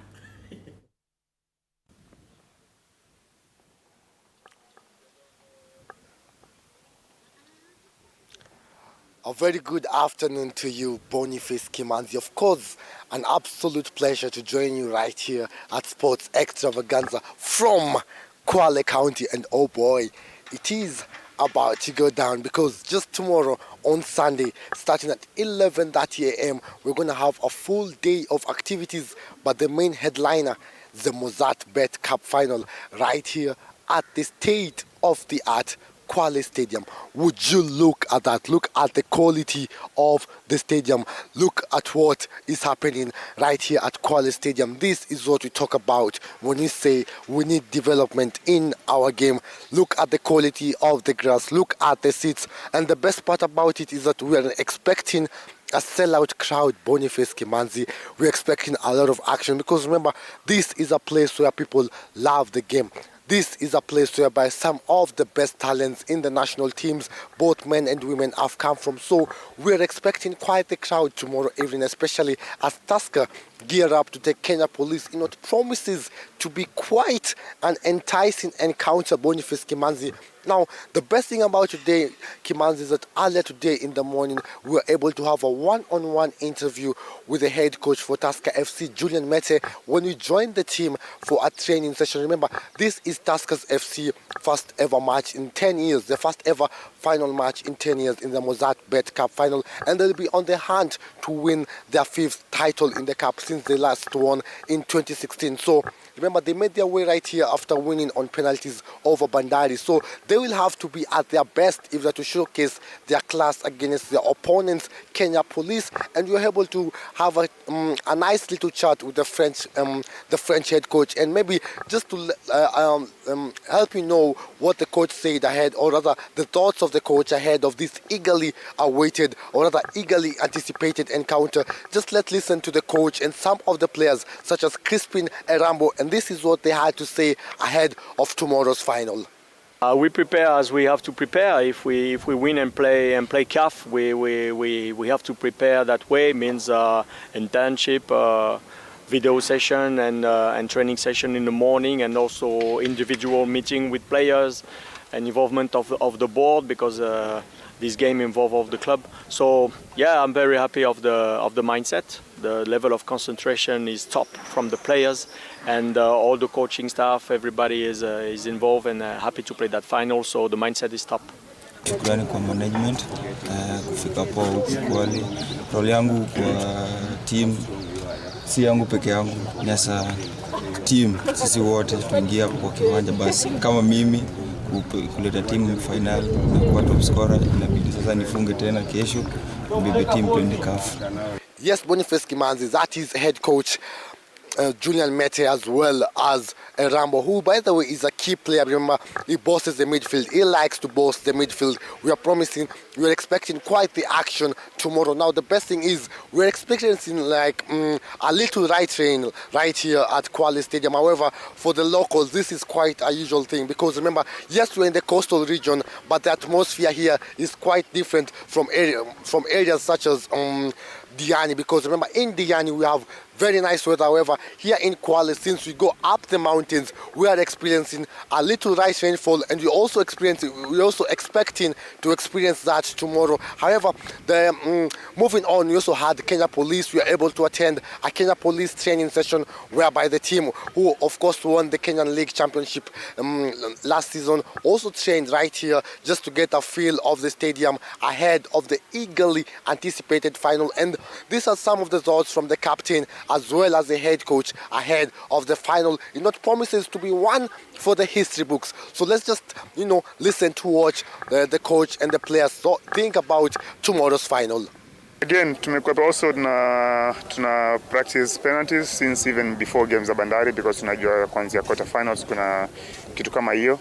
So by the end of the day, we want to execute the game before penalties, but ikifika penalties pia tuko ready. By the end of the day, nadhani itakuwa poa tukimaliza game in the 90 minutes. God for this opportunity again with Kenya Police. It was a good experience for us last season, and I'm happy it is happening again, basically with another team. So far so good. I think my players have done so well in the league and also in the cup. Not really in the league what we would have wanted, but we thank God for the position 3 that we got. Yes, Boniface Kimanzi, as you can see, it is quite getting quite rainy over here. So unfortunately, I'm going to have to bring it back to you on studio. However, Boniface Kimanzi, what I can tell you, Mozart Bet did the best thing by bringing the football back to Kwale County. We know how much they love it. We know how much they are fanatics, and this is why we love the beautiful game. We like the game from the grassroots level. This is what football is all about, growing and nurturing talent even at the lowest level. This is why we love the beautiful game, Boniface Kimanzi. And remember, like I told you, the whole stadium is going to be filled out, because you've already experienced a high sellout in tickets. All of this is going to be filled out, Boniface Kimanzi. All these seats right here in Kwale Stadium in Kwale County. Of course, we are promising you that it's going to be the best action you can ever want in football. And the best thing about it is that TV 47, Radio 47 will be live all the way from 11:30 a.m. Boniface Kimanzi, 11:30 a.m. And also, just to, maybe fill you in, you're also going to have fan favorite local team, Denmark FC, get a chance to showcase their impeccable class when they play in an exhibition match just before the final. Because remember, in the morning, we are going to have the third place playoff between Bandari and KCB, and then you're going to proceed to the exhibition match, which is what, by the way, most of the locals are really excited about because they do love Denmark FC. And then right after that, at 3:30 p.m. Kenyan time, we are going to have the match of the day, the biggest showdown, what everyone is waiting for. Kenya Police versus Tusker. Kenya Police are currently the favorites because remember, throughout the season, they've been able to secure a 2-1 win and a 1-0 win in the 2 games. So now they'll be hoping that once again they get a chance. But remember, Tusker is going through a very good run of form under French head coach Julien Mete. So it promises to be quite an enticing encounter, what I like to call a mouth-watering affair, Boniface Kimanzi. However, for now, allow me to take you back to studio, but remember to tune in at TV47 tomorrow all the way from 11:30 a.m. to the final, which starts at 3:30 p.m. Kenyan time. Everyone is here. Myself, Alan Zuki, Fred Arocho, Kaka Zema, Duncan Mutua, to bring you the best commentary. Everything is going to be live because, like I like to say it, Boniface Kimanzi, it is about to go down.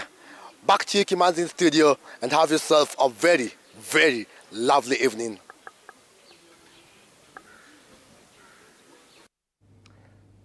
Yeah, thank you so much, Halan Nzuki, live from Kwale Stadium. It's about to go down. Even though anasema Halan Nzuki, tomorrow final, Mozartbet final, Kenya Police will be playing against Tusker. And remember that Cape Media, TV 47, Radio 47, they are the official media partners. Hapa ndio unapata mpira. World Cup pia, Mozartbet pia, wanazipata hapa kwenye runinga ya TV 47 na pia Radio 47. Kesho, finali, Mozartbet Cup. Banabe, tukimalizia finali kesho, Tusker wanacheza dhidi ya Kenya Police. Nani ataibuka mshindi pale? Well, Wakenya wanafaa kujua kwamba this is a big one because the winner atatuwakilisha in the Confederations Cup, and we had Nairobi United last time, pia alienda na walifanya makubwa. Honestly speaking, tactically, I'll give it to Kenya Police because they have all it takes to win against Tusker. However, I won't underrate them because they are all fit. Tusker wote wako fit, led by the national team midfielder, of course. But nafikiri watasmash, polisi watapiga mtu 3-1 kwenye. Asante sana Banabe na Miso. Shortly, 30 seconds. Kenya Police versus Kenya Police kesho watacheza dhidi ya Tusker. My bet is on Tusker. Wanaleta My bet is on Tusker. Wanaleta the experience na bado wanaleta, I mean, we've seen them previously. Kenya Police ni emerging talent, we appreciate them, but I feel like they don't quite have it to go head on with Tusker. So me ni Tusker.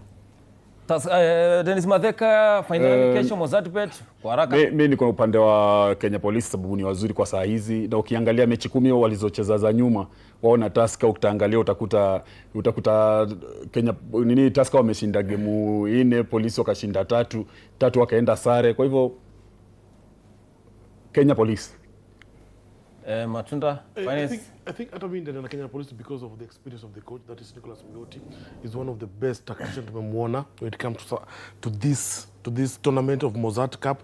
And if you remember also in Albebana, Nairobi United, so I think akona uzoefu, and I know Kenya Police will carry the day tomorrow. Yes, thank you so much. Na wewe? Kesho mimi na wewe bro. Mimi tunakusikua hivyo. Nafurahi tu Cape Media imeleta hii matangazo moja kwa moja. So mafansi wataenjoy. Mimi niko neutral. Super power, Cape Media, super power. Sisi ndio super power of football. Sana wetu pia unajua umefanya mambo. Unabii. So thank you so much. So thank you so much my good friend Jantos. Thank you so much Dennis Matheka. Thank you so much Namiso. Always a pleasure. For making sure that this biggest show in East Africa is successful. To my director Nicholas Mavindi, Thank you so much to the camera person, Tere, Simon, pale kwa graphics, Edu, Ababu, tukienda pale kwa MCR Simon, nimeona Edu pale, and our bosses. Thank you so much, our bosses, for making sure that we have this biggest platform. And already we can see this is the home of sports. My name is Boniface Kimanzi. Until same time, same place, next Saturday for the biggest show in East and Central Africa. Thank you.